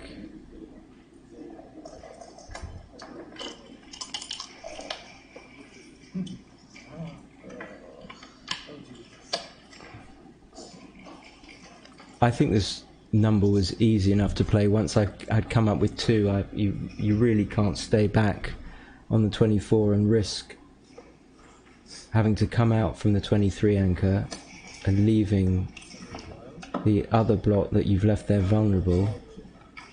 And he rolls a 1-6, the game completely turns around. So I just want a 6, really. A 6. That's 4-1 is forced. that's right.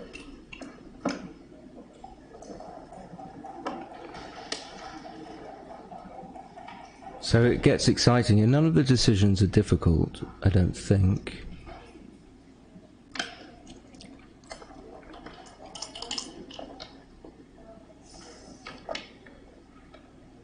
I think it's ace 3, is it? Okay, so I played the ace point. Seems okay. I'm not going to have a look at it. No difficult plays. Nothing too difficult. So the question is, does Dirk leave the checker there on the 7 point? I'm not sure is the answer. Maybe we'll have a look at that if we get the chance. Okay, it's really close. I think I would have played 7-4. I would have looked at this. They're all really close. Okay, so no big deal. Oh, it goes red 12-9.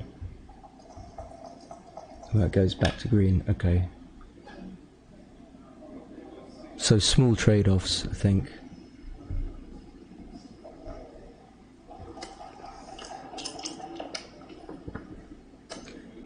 I fan. That's better. Dirk makes the ace. You reckon that would be more safe?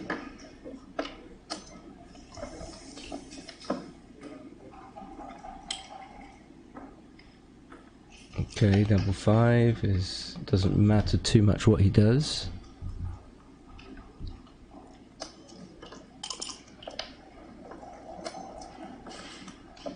And then I still think I'm mistakenly labouring under this misapprehension that if I lose a gammon, I lose the match. For some reason, I'm not sure why. Or maybe I was thinking that I'm going to lose a backgammon with 6 men back.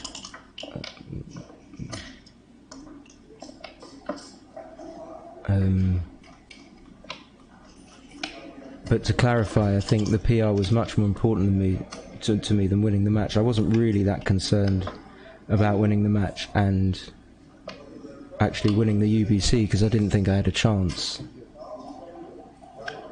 Oh, what am I questioning it? Okay.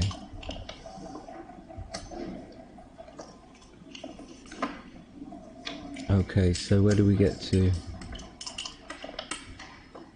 6-5, fan 6-1. Fanning again. Yeah, it looked like. Oh, I see. Yeah, here it looks like I can get backgammoned. 5-2. Another fan.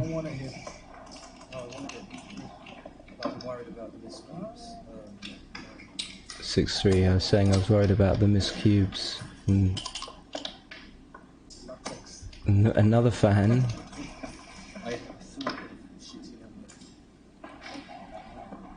So this is he rolls a double 1. It's basically forced. It's a really weird thing that allows me to come in on the ace point.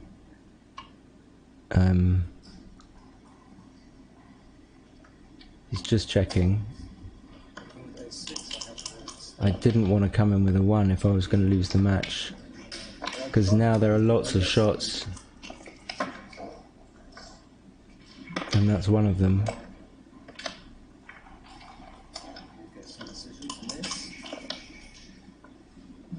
Then I miss.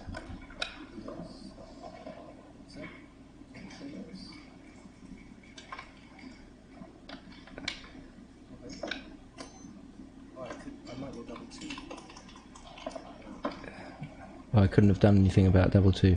Okay, so now it leaves.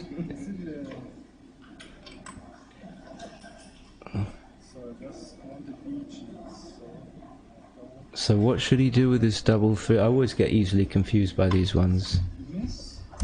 So let's look on the board here.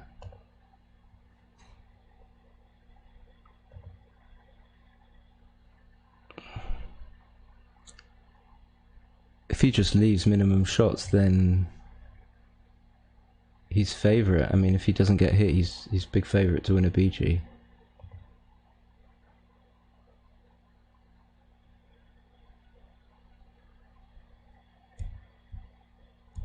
Yeah, so yeah, and you leave an even number of checkers. Okay, well that's what I would have done anyway. So back to the board.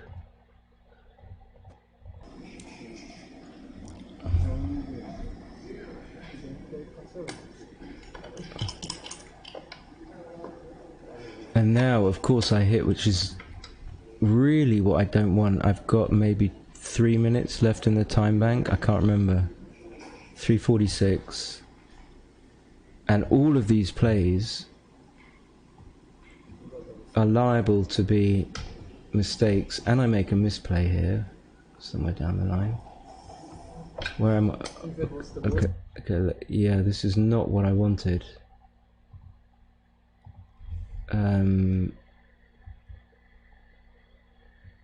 Let's go back to the double 1. There we go. Okay. No, I'm trying to. Okay.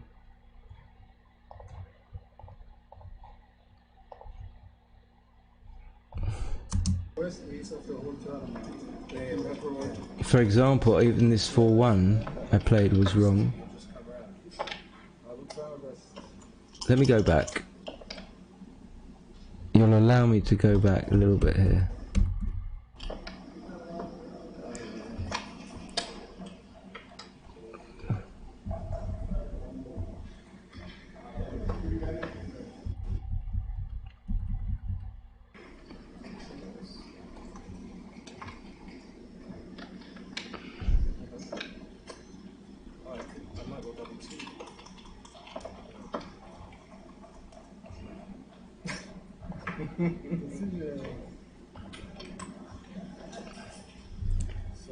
In fact, I got all of these plays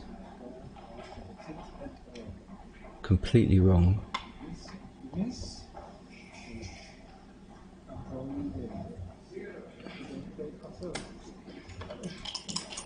So here's the 4-1.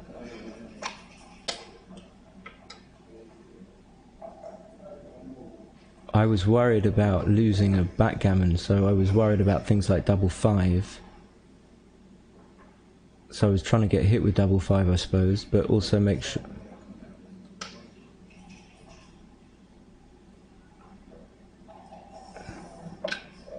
So I brought another checker out.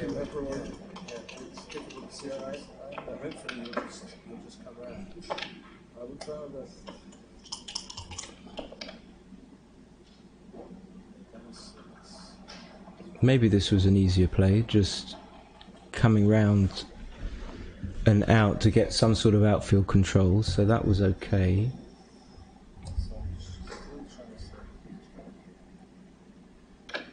Okay. Dirk rolled a 6-3.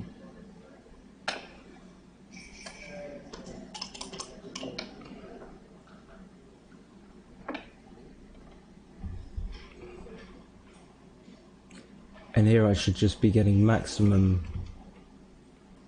outfield control and not being concerned about losing a backgammon.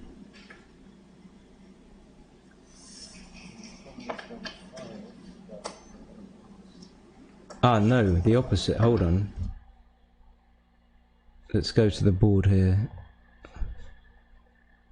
This is a tricky play. This is a tricky play, so...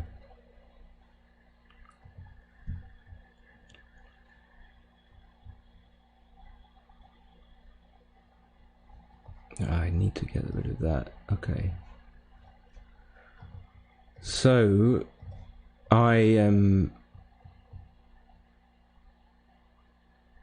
obviously I hit, and then I went for this kind of outfield control because I was worried about him coming in with like a 5-2 and I wanted double shots. And then this one, oh, it saves 1% BGs, but what else? I'm not sure why this is so much better. Does anyone have an idea? But I think I would make the same mistake again.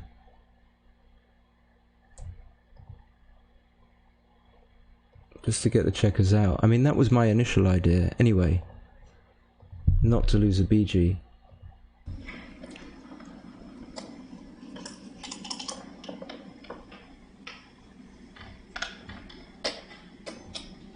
Okay, so that's easy enough, hitting. These were all so tricky. He fans. 5-3. I can do multiple things here. I think I should be going, like, maybe I should just be playing 23 to 15. That's what I did. But no, of course not. Make the 9 point. I mean, but then if he rolls 6-5, I haven't got double shots on him. So that's what I was concerned about. Oh, it's very difficult. Even just looking at it, you can. Oh.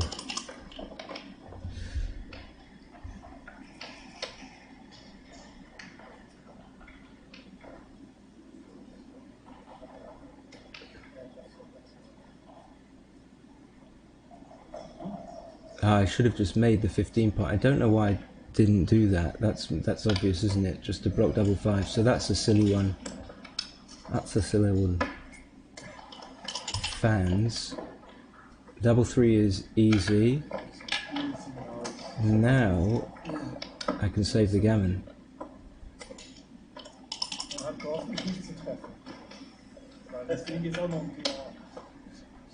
Reverting to German, okay. Is that right? To slot the ace point? Let's have a look. I mean, I just got seduced into it, but is it actually right?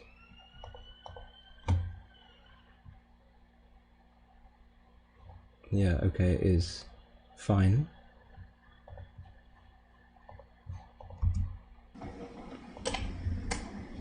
Comes in with a 3-2, 5-4, obviously hit, and now I think I can play down. I don't think this is really... No, I can't play down. It's too big.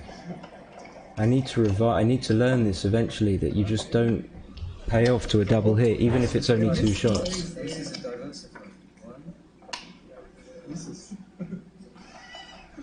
Now I can just make the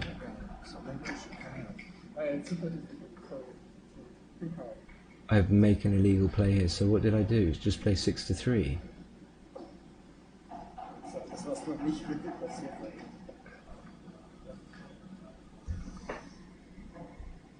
I do all sorts of weird stuff here.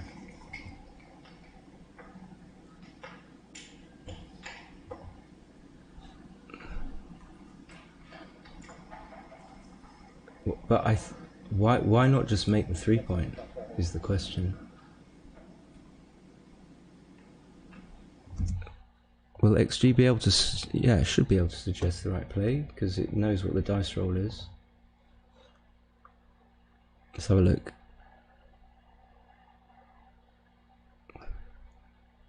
Yeah, just make the 6-3 is better, but I don't get credit for that. Did I actually just play 6-3? Well, I can't have done. I must have come in. I don't understand the notation here. Anyone? 6-3. Surely it would be bar 22, 6-3. Okay. Anyway.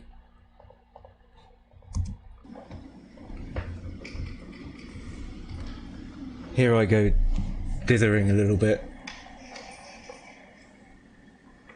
What did I? I'm still not sure exactly what I did play. Oh, I mean, no, okay. I wasn't in the air.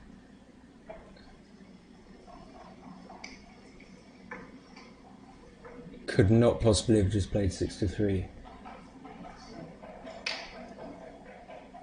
My goal is to not win stacking, but again, so then we have one.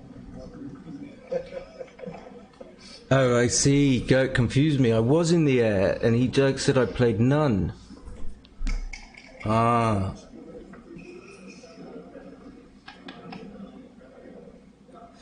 So I played an extra 3. Oh no, it's really tough.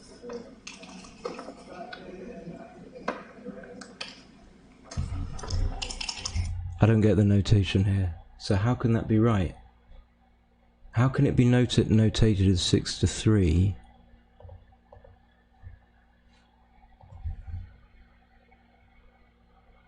Three, 5 in the air, and then this. So what did I play? I played bar 22, 23, 19, 6-3. Okay, that's a little bit illegal. He comes to 13 point, then I hit with 5-3. He hits again. And now I'm in time trouble. Now I don't know what to do.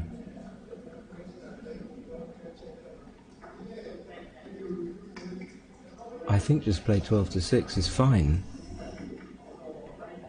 I mean, even when he's got a 1-point board, you don't want to be hit. No, it's not right.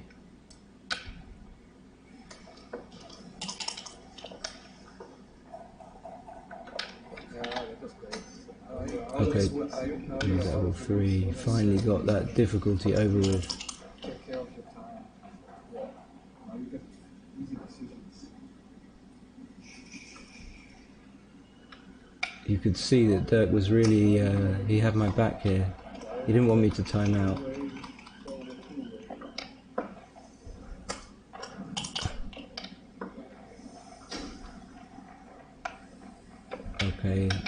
I don't think it matters too much what I do.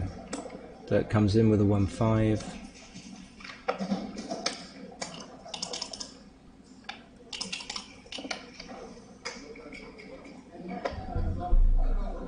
Just come in on the 22, play 19 to 13.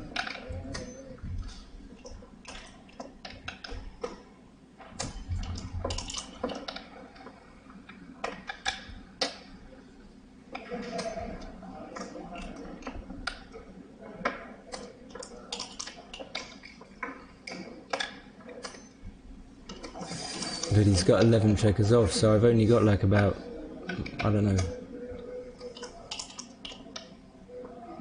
20 something.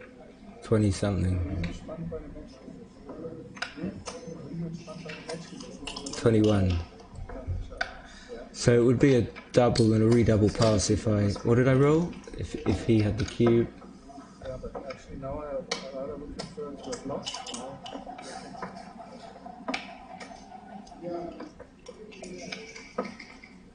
5-1, I think I miss here. Oh no, I don't. I hit. Wow, how do I hit? Okay. Okay.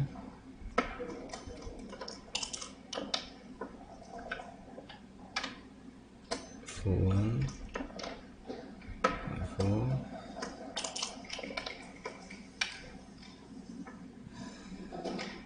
I must have taken a man off, no?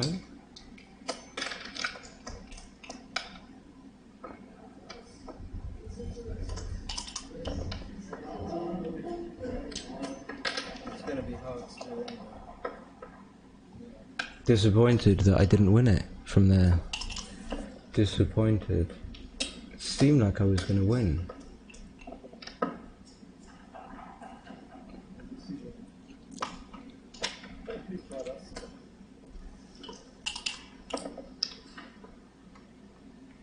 But that's it, it's over.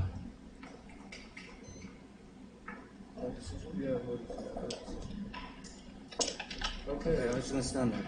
yeah, I have to go to the. But it's difficult because I was like I didn't double think six, about the double. rules. I know. So I think if to learn anything is that from that is make the outside make the 10 point and the 9 point when you can, and don't pay off the double shots. I don't know about anything else. The backgammon saving plays. Okay, let me just fast forward.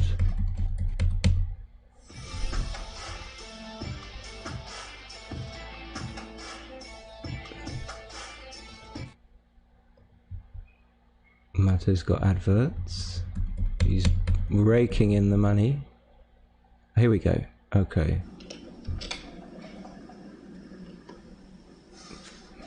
I didn't even realise that the score was going to be 5-3. Oh yeah, I was saying it as well. Okay, let's go back to the video. Yeah, I wanted again. Yeah, for 19th now. Okay, I'm back in a sec. I'm back in a sec. Stay with me. Stay with me, crew.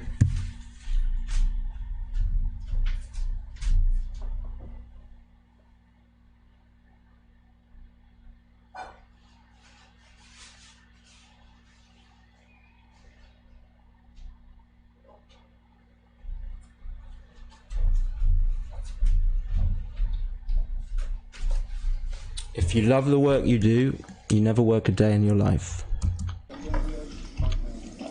Okay, so 6-5. 1.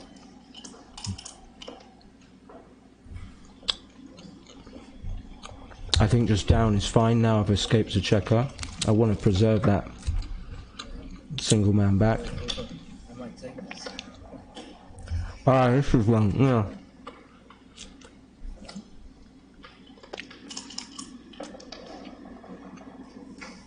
Ian, hello, but I don't think there are enough of us for a, for a y'all, but hi.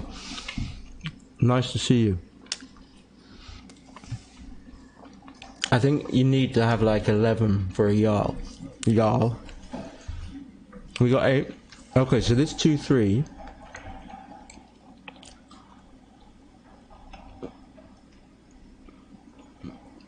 My first 3-2 was wrong.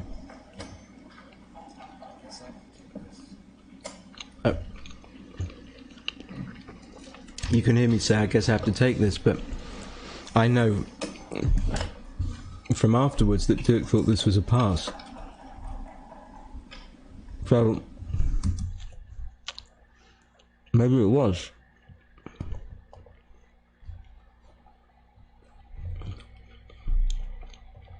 So my 2-3.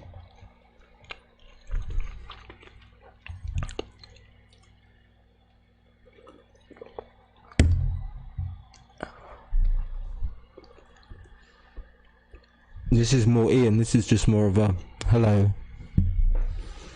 And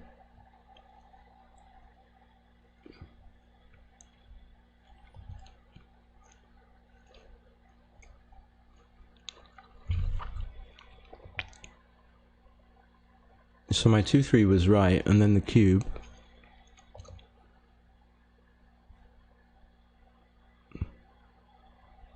Is actually quite a big take. And I was comfortable taking it, even at this score. Because for one thing, the 5-4 is duplicated.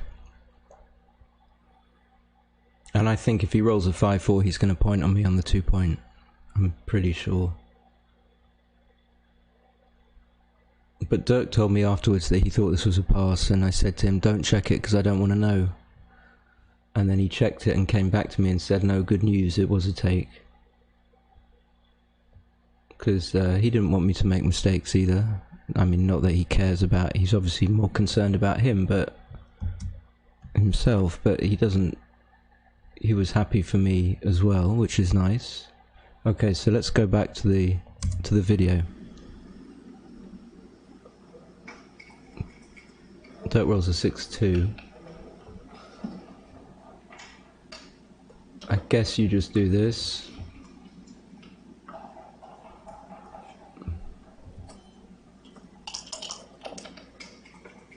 And I'm low on time, and I think this is why. I mean, I think just the normal play I would just be to play 13-8 and 10-6. So Dirk's 6-2 is like a... There are other plays, but with this 5-4, I don't know why I'm hitting on the ace point when he's got a 3-point board.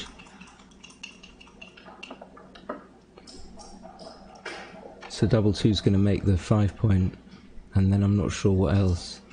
Yeah, I don't know why I kind of panicked. Yeah, so this double 2,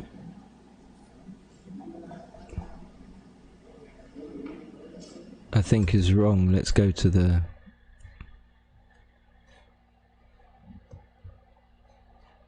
Let's go to XG and see what it would do. I would make the come in, make the 5-point, and probably maybe play just 13-11.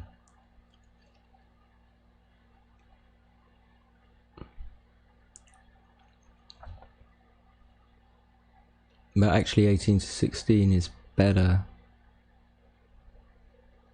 I would find that hard to... Yeah. To differentiate between the two.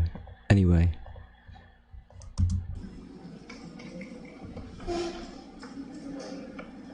Oh, no, I meant to see. Yeah, how about it's 0.9. Okay. Quite a big error. Yeah, I was surprised that Dirk made this play, actually. 1 in, 1 makes the 11 hit. But actually on plus, it gets better. 5-3 is, yeah, have to come out. I'm not going to leave another shot.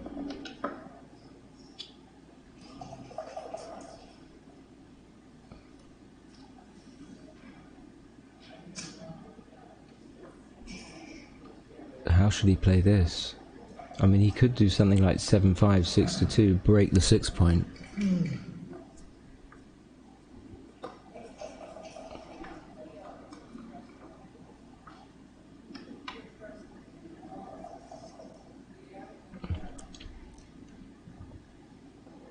This is difficult.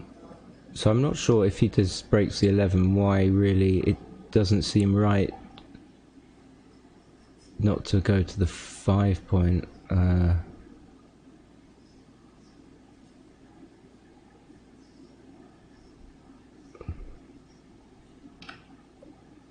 So the best play is to break the 6, and actually 7-5-6-2 is okay. But Dirk's plays a huge mistake.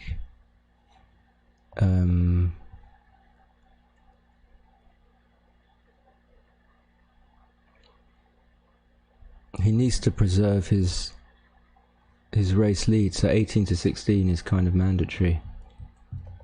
And then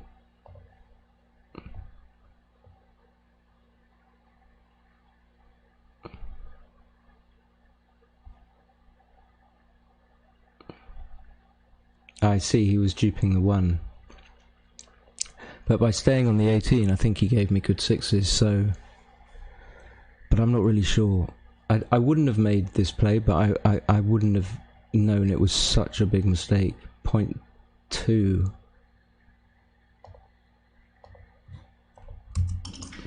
Okay.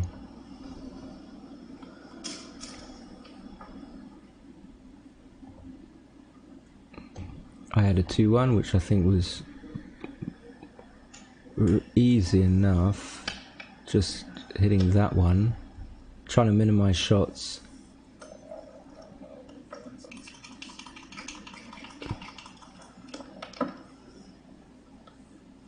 He rolls like a perfecter. Double 5, and I've got like 40 seconds. So I have to hit, right? And then do I just come down to the 9? Okay, well hold on, this is a tricky one.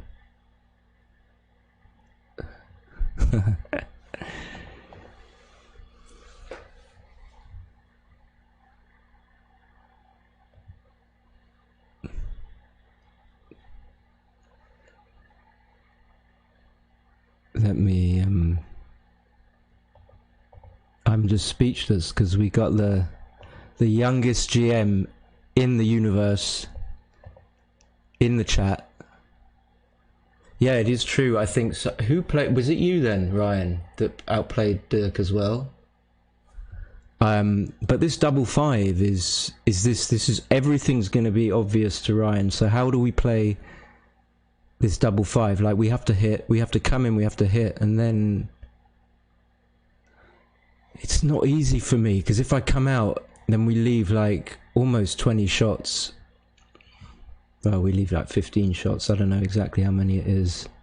But let's see. I was really low on time.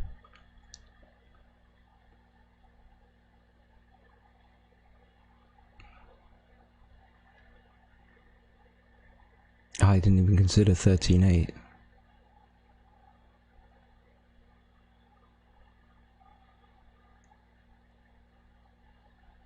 I see you dupe the 2s, yeah, okay. Well, yeah, I'm not sure why I didn't see that just now.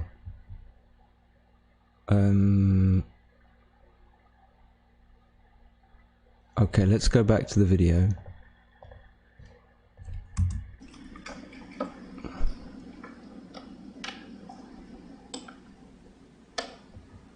I get punished. I fan.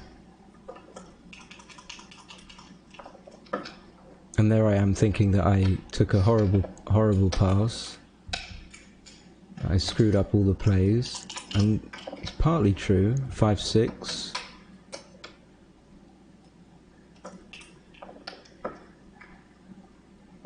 Four-2, he comes in and hits. I think this was pretty much it. I don't think there were any twists and turns. I fan. Everybody's happy. No, I'm not happy with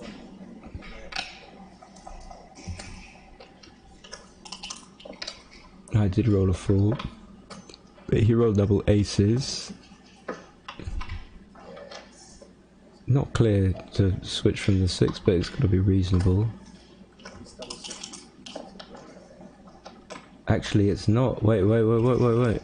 Let's just pause 1 second. This double 6, this double 2. Are we back? I disconnected. Maybe it's just you need the two pips to come closer rather than kind of wasting them in your board, moving from 5-4, but I would have been seduced by the compactness of switching all the way. So I don't know. All right, I'm gonna just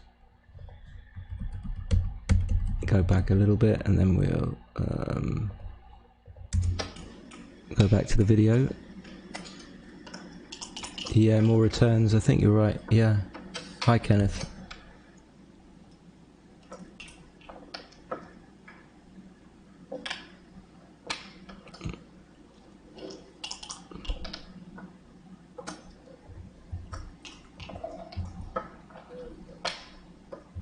Everybody's happy. So Dirk made a few big errors in this. You mean more shots for me to do stuff to him? But look, it's just like the natural play, you know. It's such an instinct kind of thing, and you think you're getting the checkers closer by. But I guess all things being equal, you prefer me to make the 5 rather than the 6.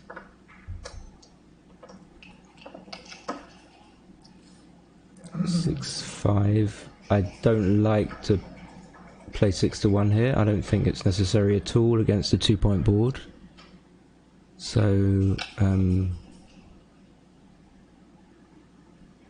yeah, it's not even in the ballpark. Okay, so anything that doesn't do that and just comes round, tries to make the 6-point, is good. It hasn't hit the clock yet.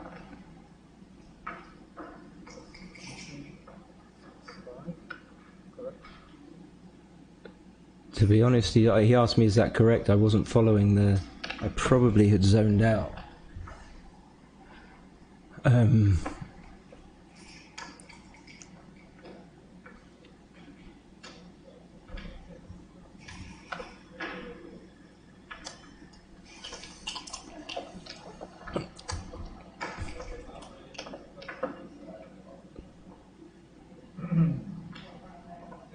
So 2010 teams, good. Maximum covers. Yep.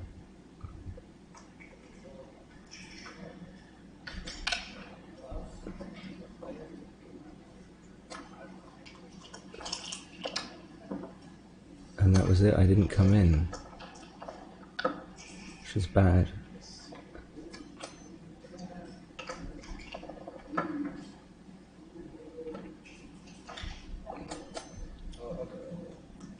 Oh, I wanted to do the clock to be helpful, to be a nice young man.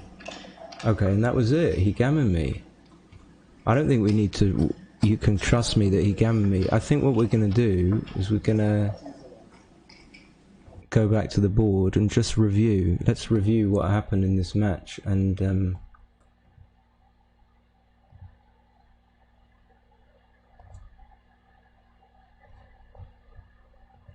I've got the analysis now running in the background, but let's review like some of the key things, if only for me to try and learn some stuff.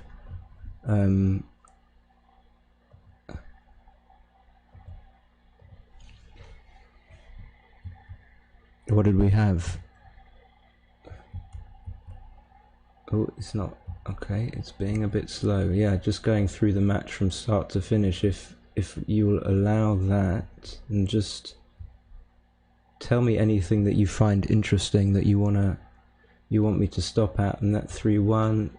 This was a nice game. I think it was played pretty well by both of us. I'm the green or the black checkers at the top, and Dirk is at the bottom. And this double one is mystifying. It's like, so I want to look at 11-9 twice. Why can I not? Here it is. So what's the story with this?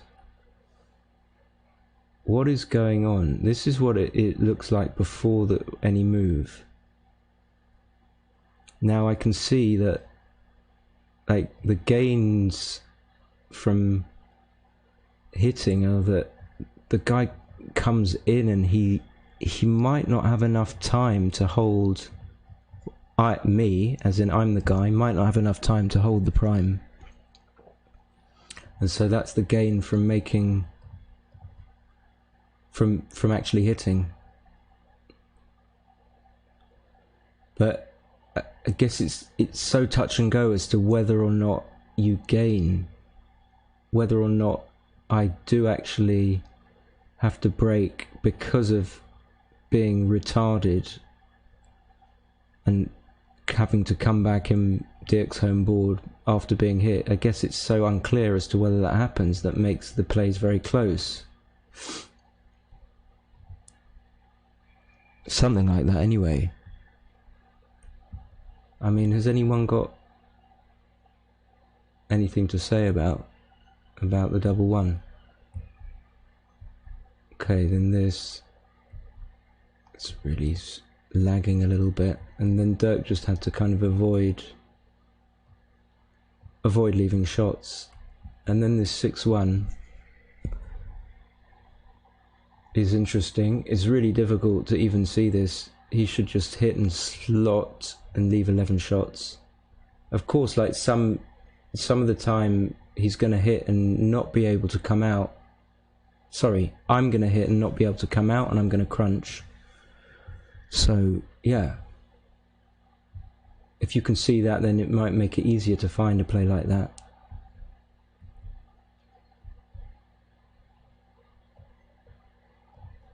Okay, not so much there, and then I hit, and then I re-cued at the right time.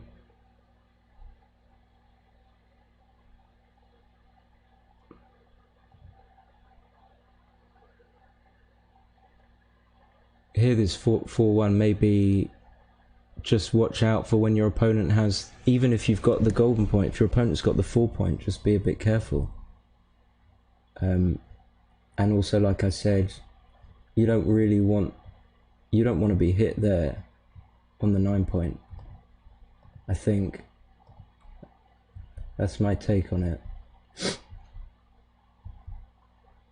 I cubed too early.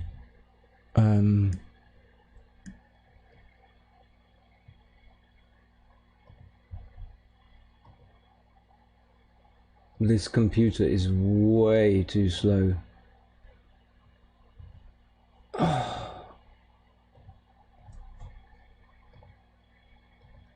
Let's try.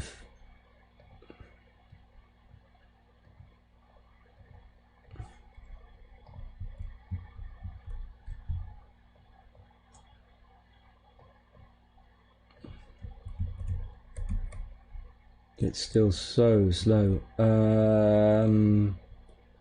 I'm just trying to get the key decisions where.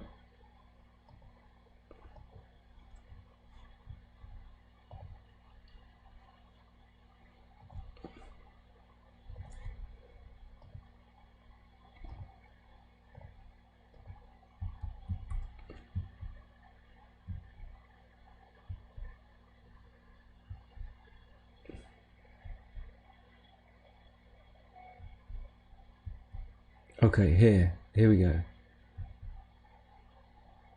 Double 3, and then this was a small take, and I was surprised Dirk passed this. I mean, you just wait for me to roll my prime forward and either leave shots or don't. I mean, you're going to get shots, so I would have taken this. And then this 4-3 is slightly wrong. I should split. Okay. I didn't even pick that one up. So black to play 4-3 should split. That's a weird one. I was just trying to unload my 2 checkers, my 5 checkers on the midpoint. Okay. Then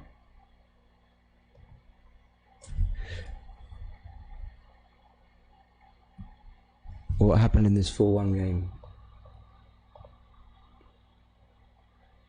That's the switch. Okay, I saw that. That makes sense to me. Then I had a big cube here, which I didn't even consider on the run through. So what's going on? I figured that even after, I wasn't that enamored with making the ace, but I figured it was the right play, and so therefore that kind of goes part way to explaining why I wouldn't have thought about cubing here. but I've got a lot when he's on the bar. I mean, what am I thinking? And it's hardly even a take. I mean, let's say I roll 4-2 and I play 24-18, and he rolls a good number like bar 21. He rolls 4-1 and plays bar 21-8-7. He's still a long way from a recube. I can just come in on here and stuff, and I've got a 4-point board, which is why making the ace point with 5-4 is really strong. And that's the only thing I'm scared of, is being recubed. And I can take quite comfortably if he wanted to cube that, which I don't think it would be. And that's a good sequence for him. What if I roll something like that's bad, like a 5-3?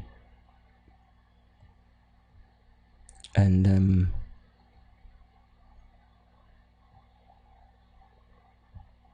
I do that, then it's more difficult. If I roll a 5-3, if I roll a number that doesn't come out, that's what I was looking at. I was looking at my numbers that were primed, like 5-1, 3-1.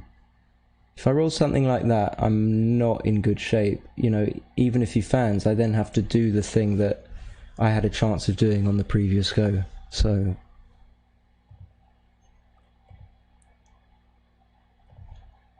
yeah, well, didn't see that at all. And then I missed a few cubes here. So where were my mistakes? That cube,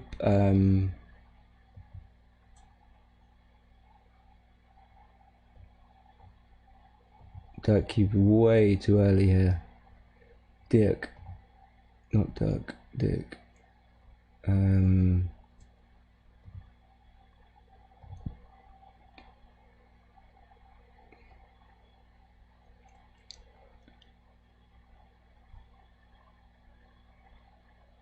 Yeah, I can see why I did something like this. Just like now I'm starting to see the value of these outside points and got seduced by it. But like, I really need to split. Really need to split and not get primed. So that's a little bit annoying. And then amazingly, this 2-1.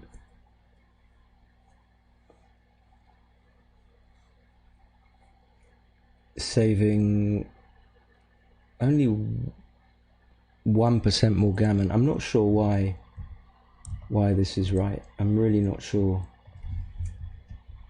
So difficult to make the 23.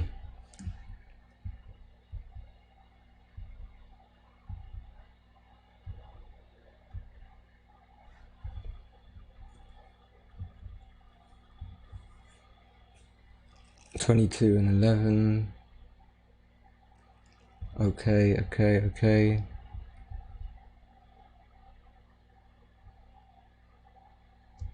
Let's just have a look at all these containment plays. So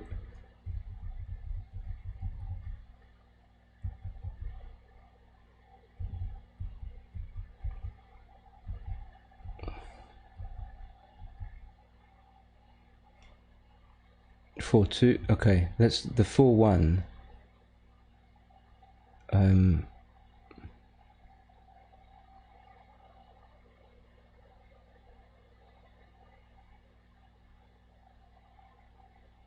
I still can't really see why it's better to go to the 19 than the 18. I cannot see.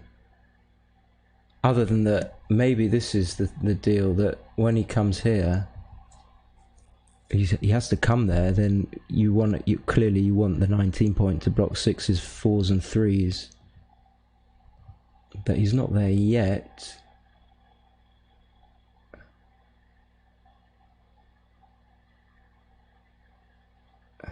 Or maybe you just want to have your checkers diversified. After the best play, you know, if he rolls double 5, then you've got... Yeah, okay, it's for double 5. I guess it's for double 5. Now I've only got single shots. That's a disaster. Okay, so that makes sense.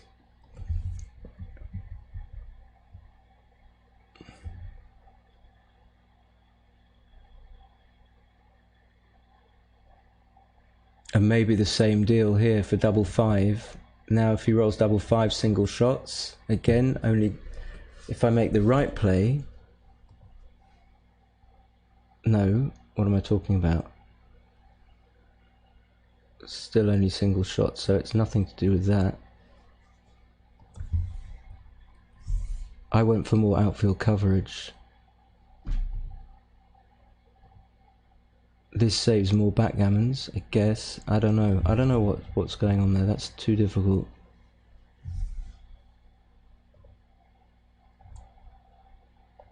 Okay, and then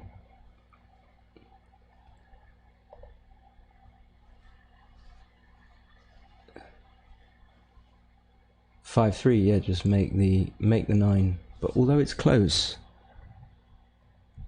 make the 9.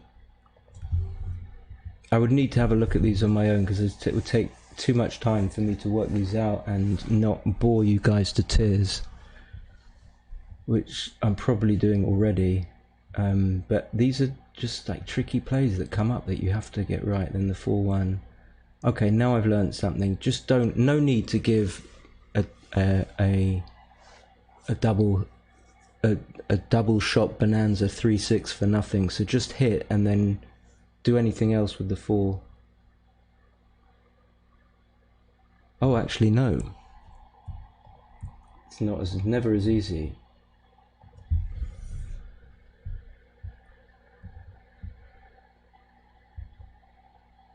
Outfield coverage though. Yeah, okay. No.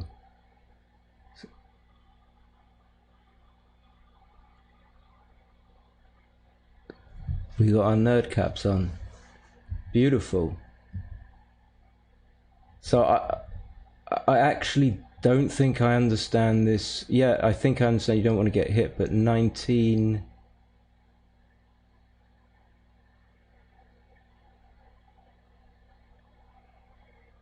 Yeah, okay, maybe you get double shot coverage on most numbers anyway. And the double 3 I played illegally.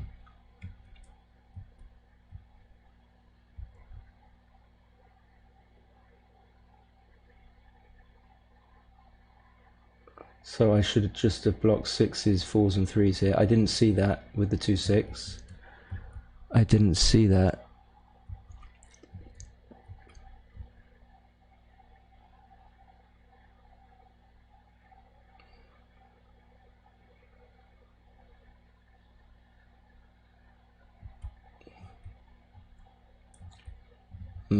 Okay.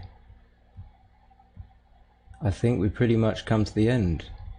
So hopefully people will watch this through on... so it's done, and...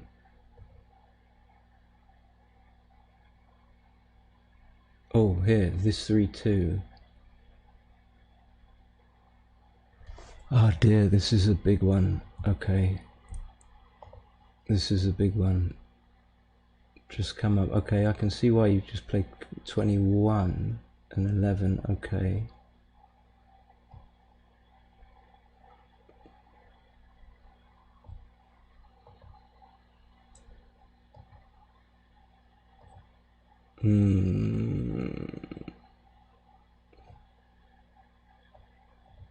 Alright, that's it. I'm just kind of... what am I doing? I'm just kind of trying to see where... oh, this was wrong. This was wrong. So I need to cover the 1-6, the 1-4... okay, so let me just... I do this with the 4 and I've got a 5 to play, and I should probably cover... get some coverage on the 1-6, and that when I don't make this anchor and he rolls like 1-4 or 1-2, maybe it's like a pass anyway, or maybe it's just a very strong gammonish cube. What else can he roll? 1-5. So all things being equal, I'm better off there. I didn't even see this in the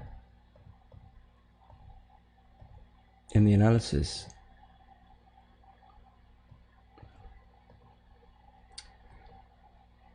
Oh well.